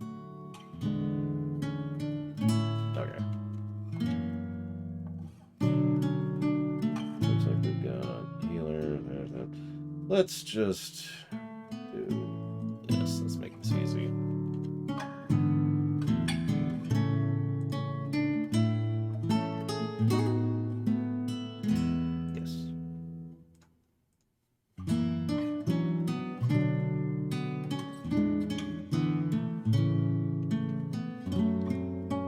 Unfortunately, I am aware of the Titanfall 2 situation, Dustbiter, and I agree with you that it's unacceptably bad.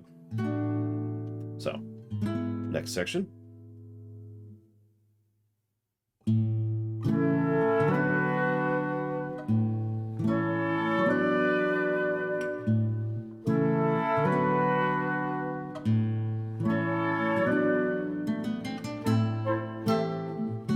Yeah, that's a lot more light than I was expecting. I was expecting the same woodwind I haven't liked this whole time. Oh, damn it.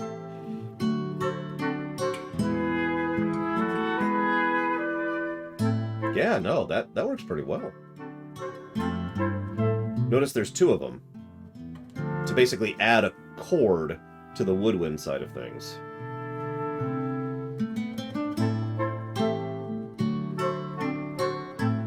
I can turn it down. That's the issue.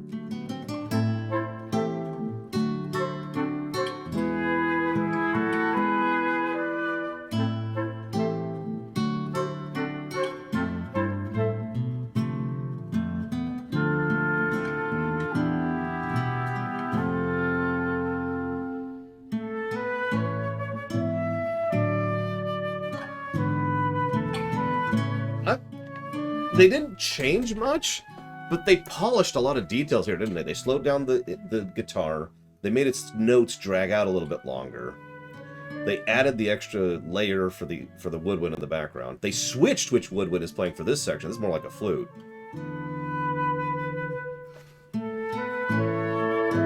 I'm liking this more than I thought it would be.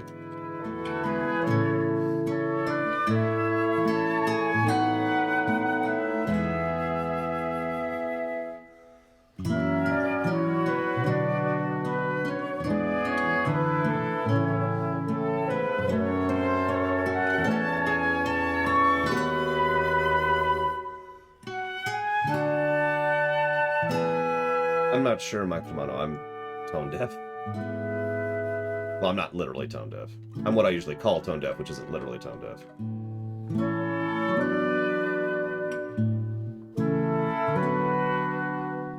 So is that a repeat? I think it's a repeat. Yep. Sorry to cut it off, but as mentioned before, these go on for quite a while. So that's good. That's good. Dear Friends is what that one is. So the next one should be... Yep. Give me one moment to make sure that person doesn't die. Exactly, Mike Kamano. I can't recognize a key on hearing. I was told... for the longest time, I called myself tone deaf because I can't recognize the note being played upon hearing it. It wasn't until, much later in my musical career, like I was in college at this point, where someone pointed out that that's not what tone deaf means. I was like, oh, okay. Anyways, so that's this song? Yep.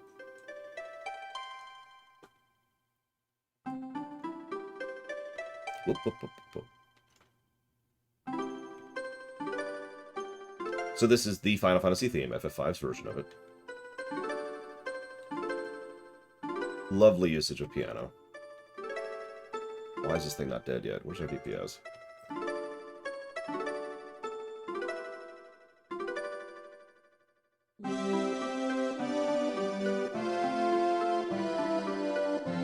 I've mentioned this before. I do like FF5's usages of horn in the original. Brass. Might be harp. I don't know.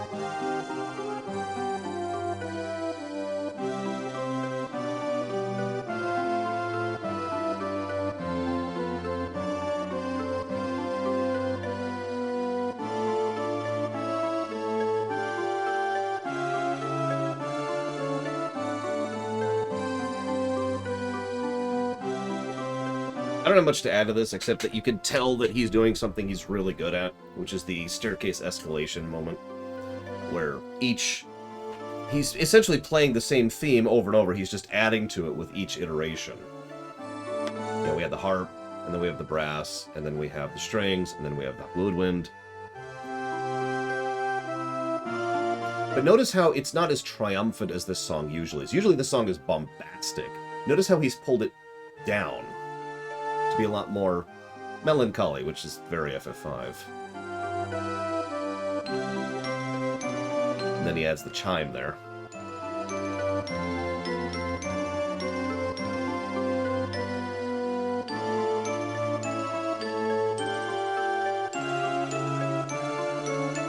Yeah, someone earlier mentioned the idea of Dawn. That was for the Pixel Remastered version, of course, but that's a song that that's a theme I've always thought of when I hear this song. And I don't just mean because FF5 literally has the Warriors of Dawn.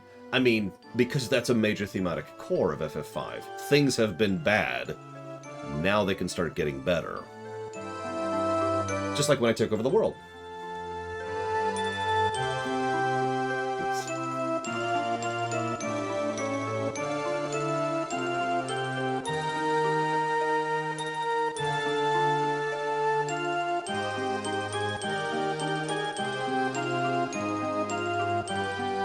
And even this point, that's usually the big triumphant, bombastic point of the trumpets, and it's just quiet. So, hang on. Let's go switch back over here. Let's hear the new version, which I believe was this one. Yep, there it is. So definitely starting on harp here. Oh, I know, Valvedrix. I don't know if you caught it, but I was just like, ugh, as soon as I saw which one we got. I like that chime.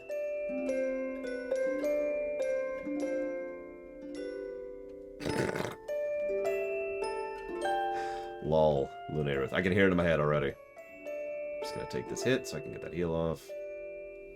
Because what are these tanks doing? Oh my god.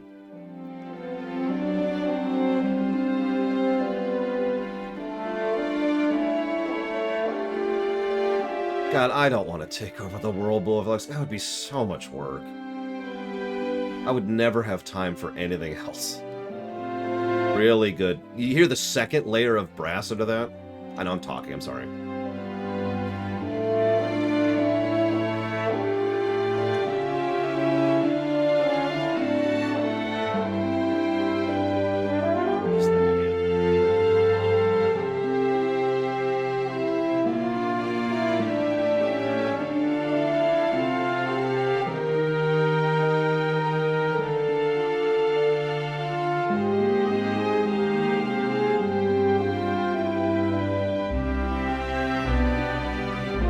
That's a good transition. Did you hear that?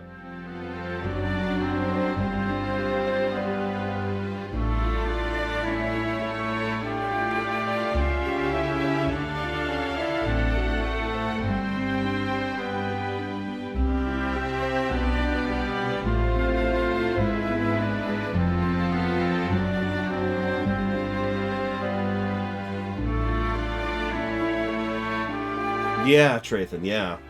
And yeah, I hear the bass down there, too. Once again, it feels like they haven't really changed anything. They're just polishing it differently. Why can't I move? Oh, Jesus.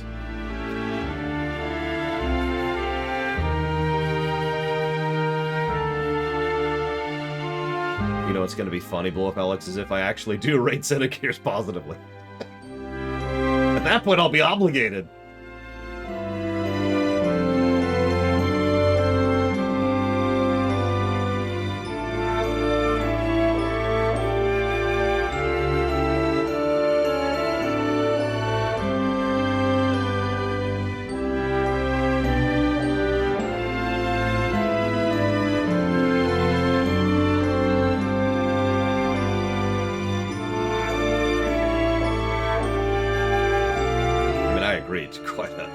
We'll see.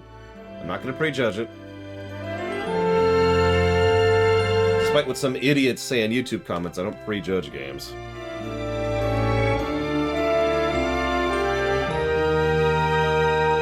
I'm with you on that, Valvedrix. To this day, FF12s is still probably my favorite iteration of the song, but this is a really good take on this.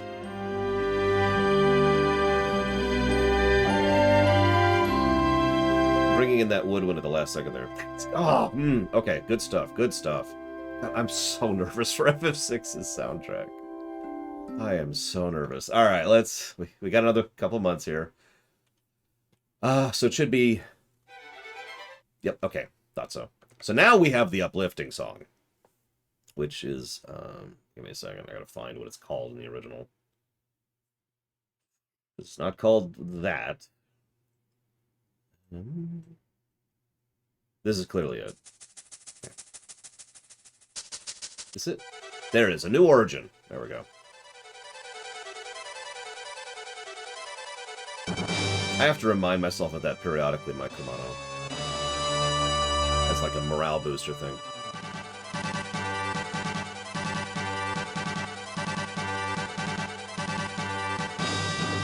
So once again, going hard on that breast. It's like, it's not even hard. That's not the way to put it. It's just so uplifting. I'm just shut up so you can hear it.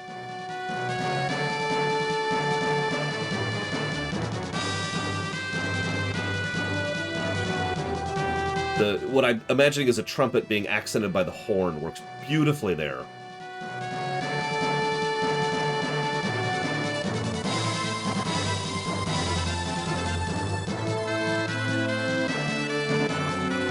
Yeah, the percussion is awesome for this section. To my knowledge, no, SJ.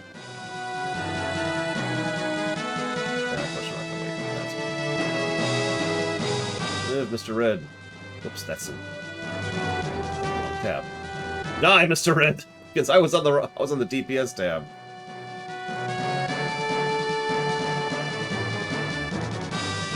Yeah, energy, that's a good word. One of the songs I liked most from FF4, both soundtracks, or I guess all three soundtracks, was the Big Whale song, and one of the things I love so much about that song is the energy of it, like you say. It's literally on my Hope playlist. I have a lot of aggro right now. But I'm just in the wrong place.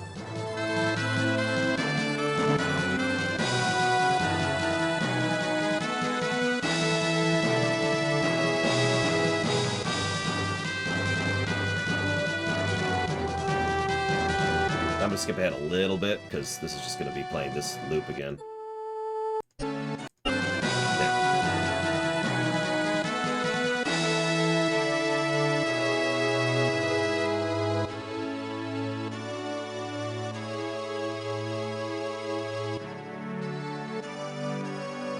Bridging it down a bit.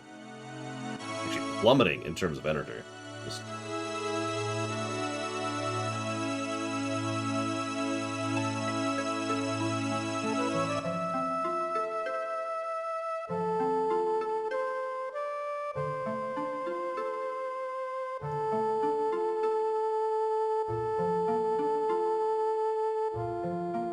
keeping Lena's float in there. I'm worried about this section for the new version.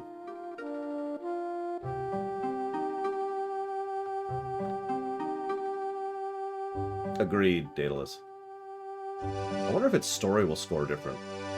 Because we score story different nowadays. So, kind of building up again. Still not to the full ramp up. Starting to build the energy back up a little.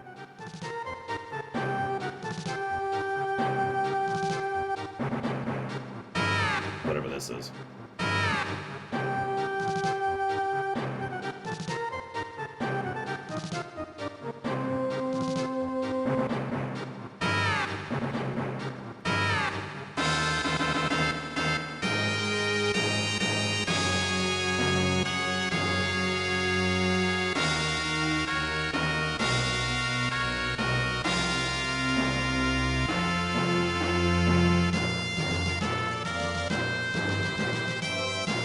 Hey, you pulled it off.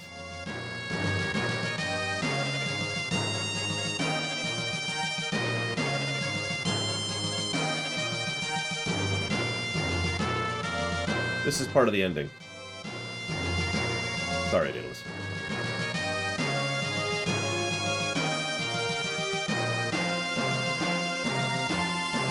Got it. Yep, nice, double stun.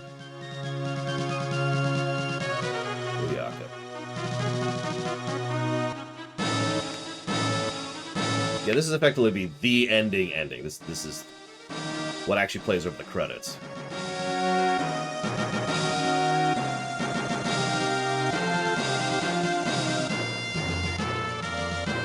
Main theme, also the overworld theme.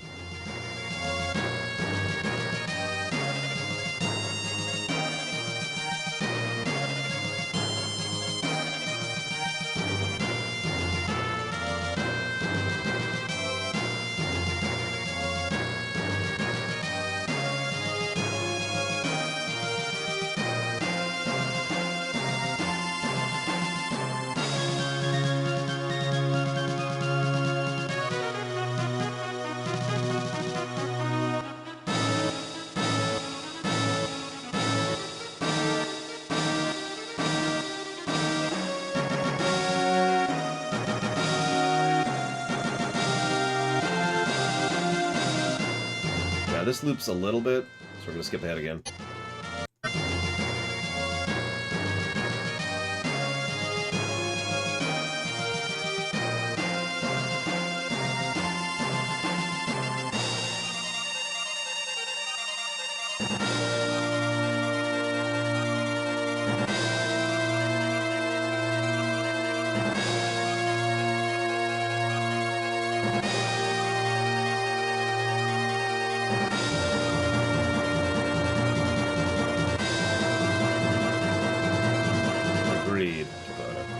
Thankfully, I have the real mecha.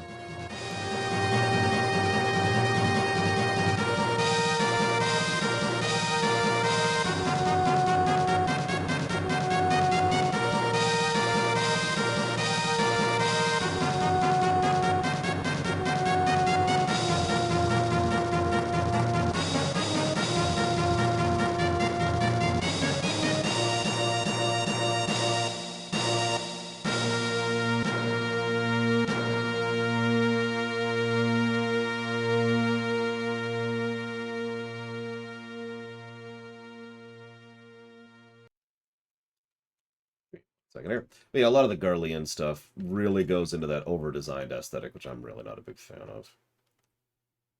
Switching over to here. Completely different tempo approach there.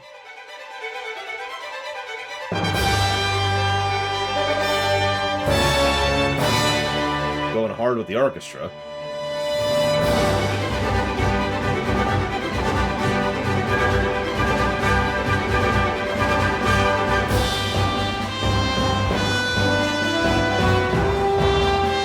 Okay, that's awesome. We've got a central brass, and then a whole brass section doing the backup. Yeah, no kidding, that's a lot of energy. Damn.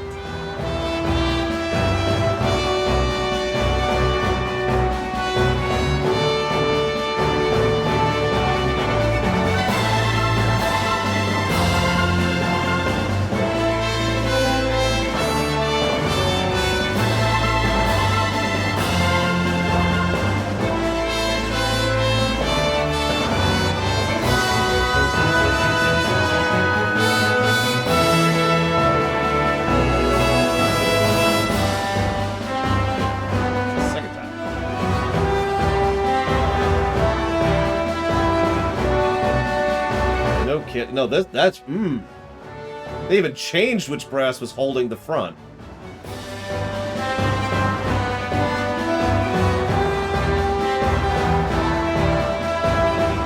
Whatever. I accept death.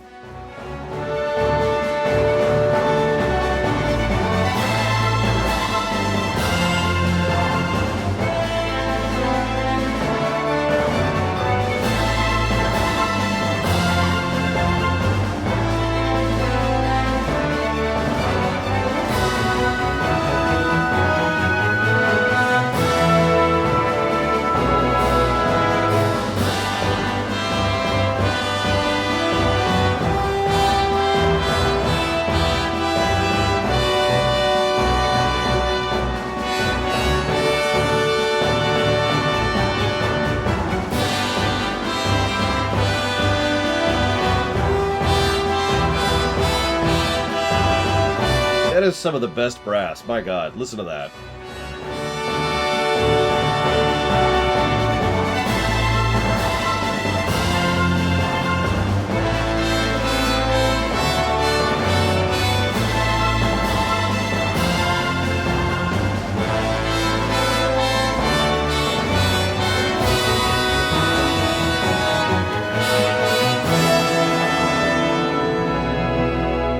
There's our down bridge. Oh man, they pulled that way down.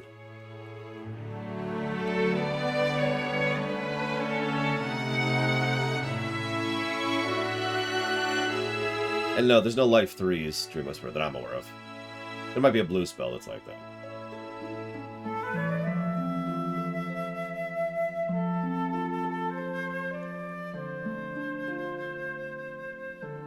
Yeah, no, they pulled this all the way down.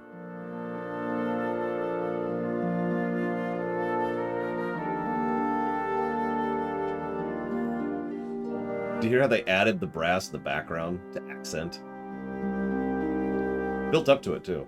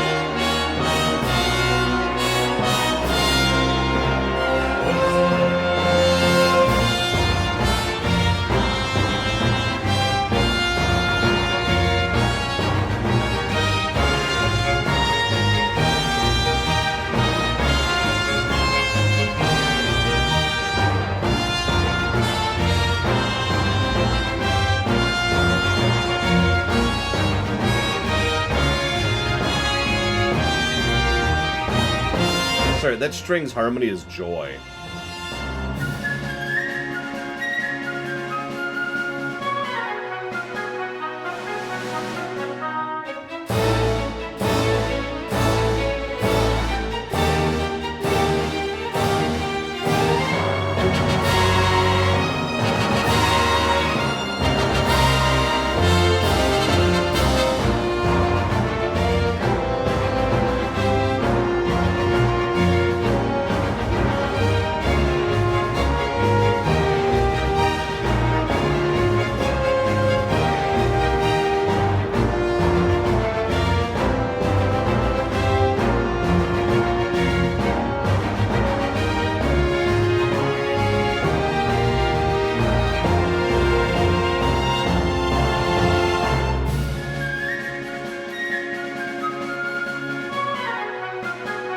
I don't even want to talk, it's so good.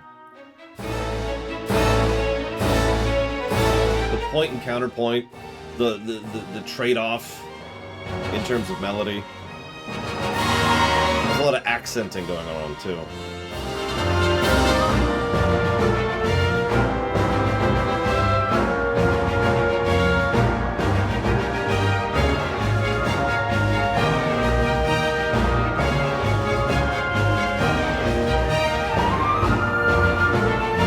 I don't even mind the flute, or whatever that is.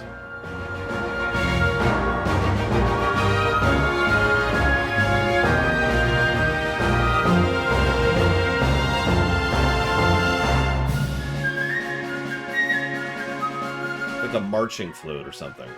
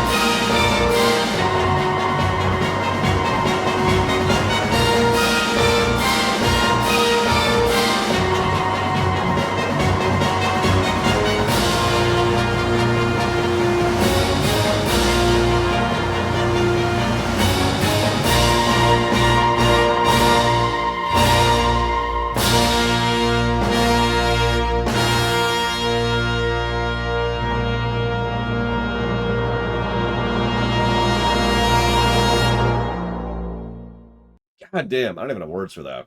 That was amazing. And you'll notice once again, they they don't really change anything, right? It's still the same general thing. Sorry, it's one of the worst dungeons in the game. So there's one last song. It is the last song. Give me a moment to find the original version. It's exactly what you're thinking it is, but it actually only plays in FF5 at this point, after the credits have rolled. Everyone can just DPS without me for a second while I find this. Should be right here. There it is. Okay. God, what abilities do I have at this level?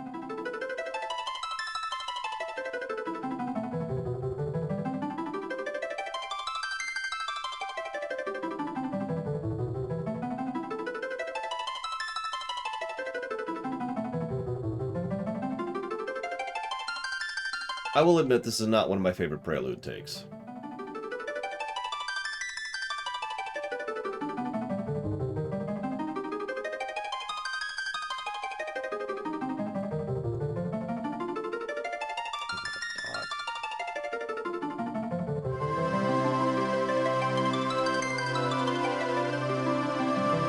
The almost soft horn works quite well, though.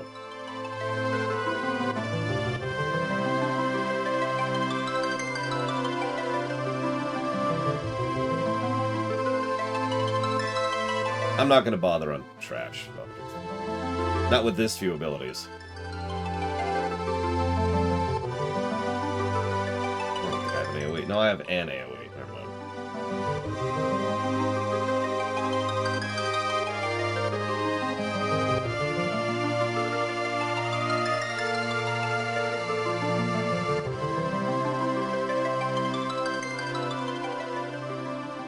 So, new version of the prelude. No. Prelude of an Empty Skies. No, wrong song. Here we go.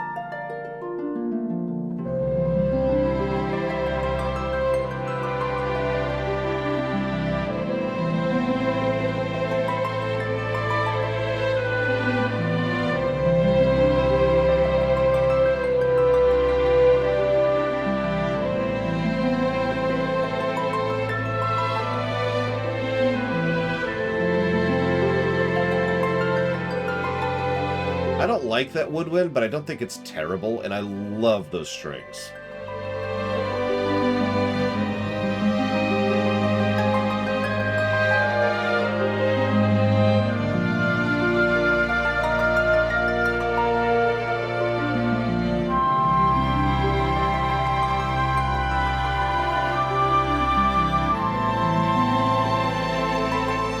Okay, that works.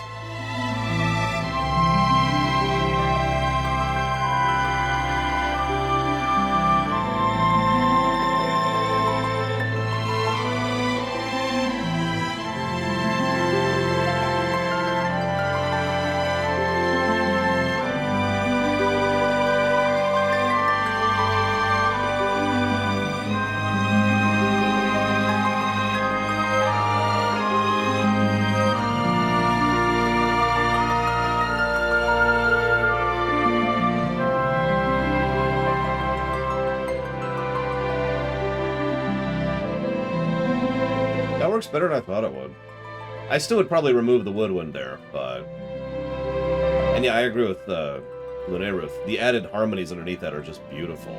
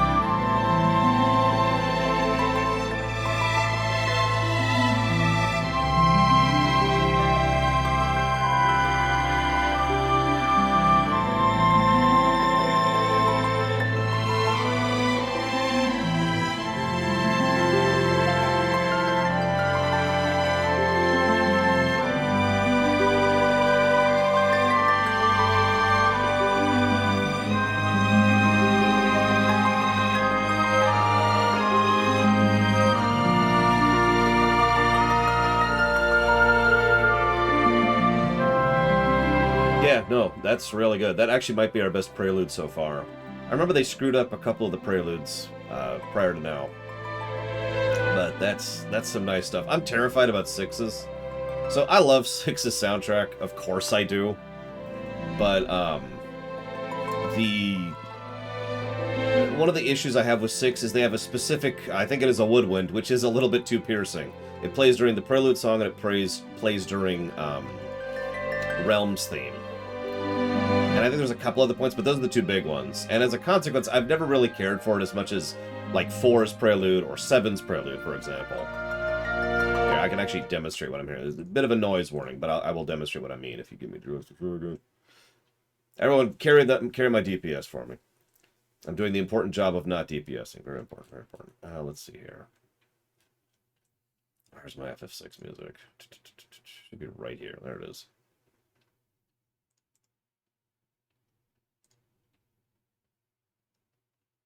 Is it a T? Where the heck is it? Do I not have it? That would actually be funny.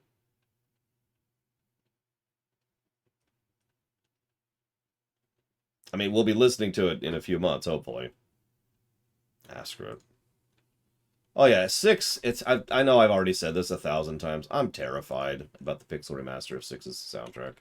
This is going to sound so stupid, but I would kind of like it if at least some of the delay on the release for the 6 pixel remaster was because they wanted to do another polishing pass of the songs.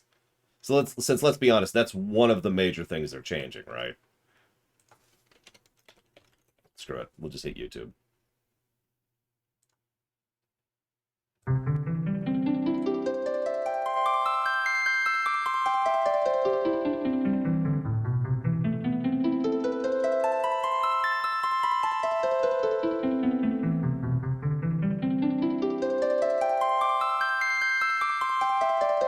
Now, I like this part of the song quite a bit. Especially since I usually hear this right after I've beaten the game.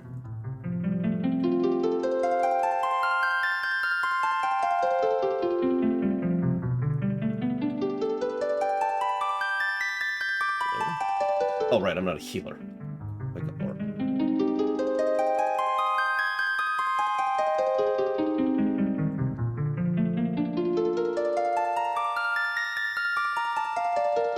But then this.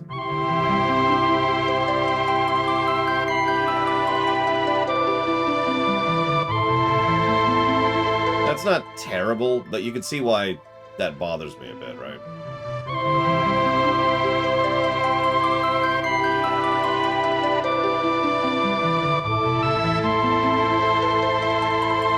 And yeah, it's a shame because it's friggin' FF6, which is probably my favorite FF soundtrack overall at this point. But,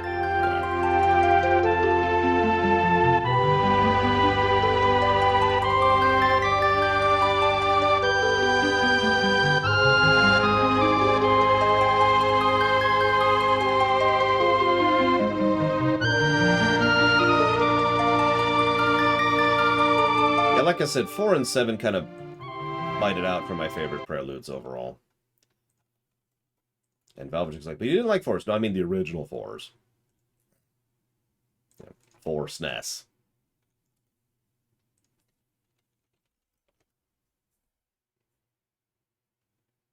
This thing.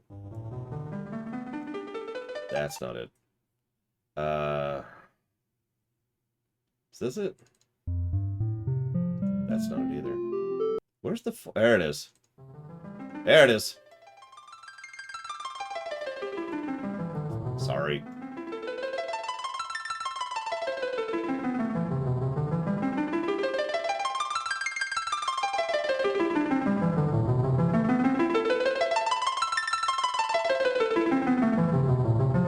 One of the things I've said a lot about Final Fantasy IV's soundtrack is it's simple but beautiful. It doesn't have a lot of complexity to it. It's not a lot of layers to it. It's just incredibly well constructed. And this song's a good example of that.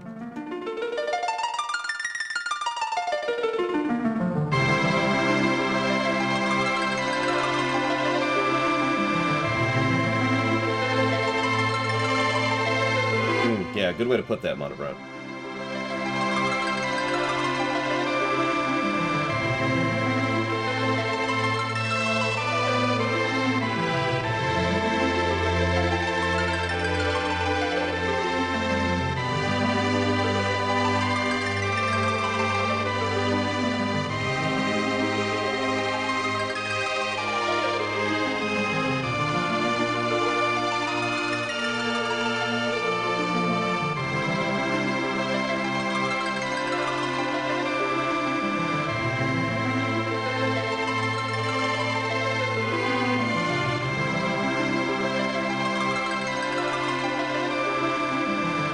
Anyways, that has been the FF5 soundtrack. Definitely more pluses than negatives, my goodness. That's been some really good stuff in there. There's been some hit or miss, but for every miss, that's the wrong soundtrack. For every miss, we've had something absolutely amazing. Like, I don't know. Anyways, yes, today we're going to be covering the Season 8 finale for My Little Pony. And then that's it, obviously. We're not at the point of axing stuff yet. This has been a long Loreweek. I didn't expect it to be, but of course I had to rant, and then we had to discuss some very long songs. So, obviously, tomorrow there will be no streams. There are never streams on Monday. However, there will, of course, be the continuation on Tuesday, which is Parasite Eve, and we will most likely, what, this one, Lunareth? Because I can get you a link to that, yes. Tuesday we'll finish Parasite Eve. We might start Metal Gear Solid on Tuesday. But either way, I hope to see you then. Have a good one. And now to leave Nostradamus in the dust.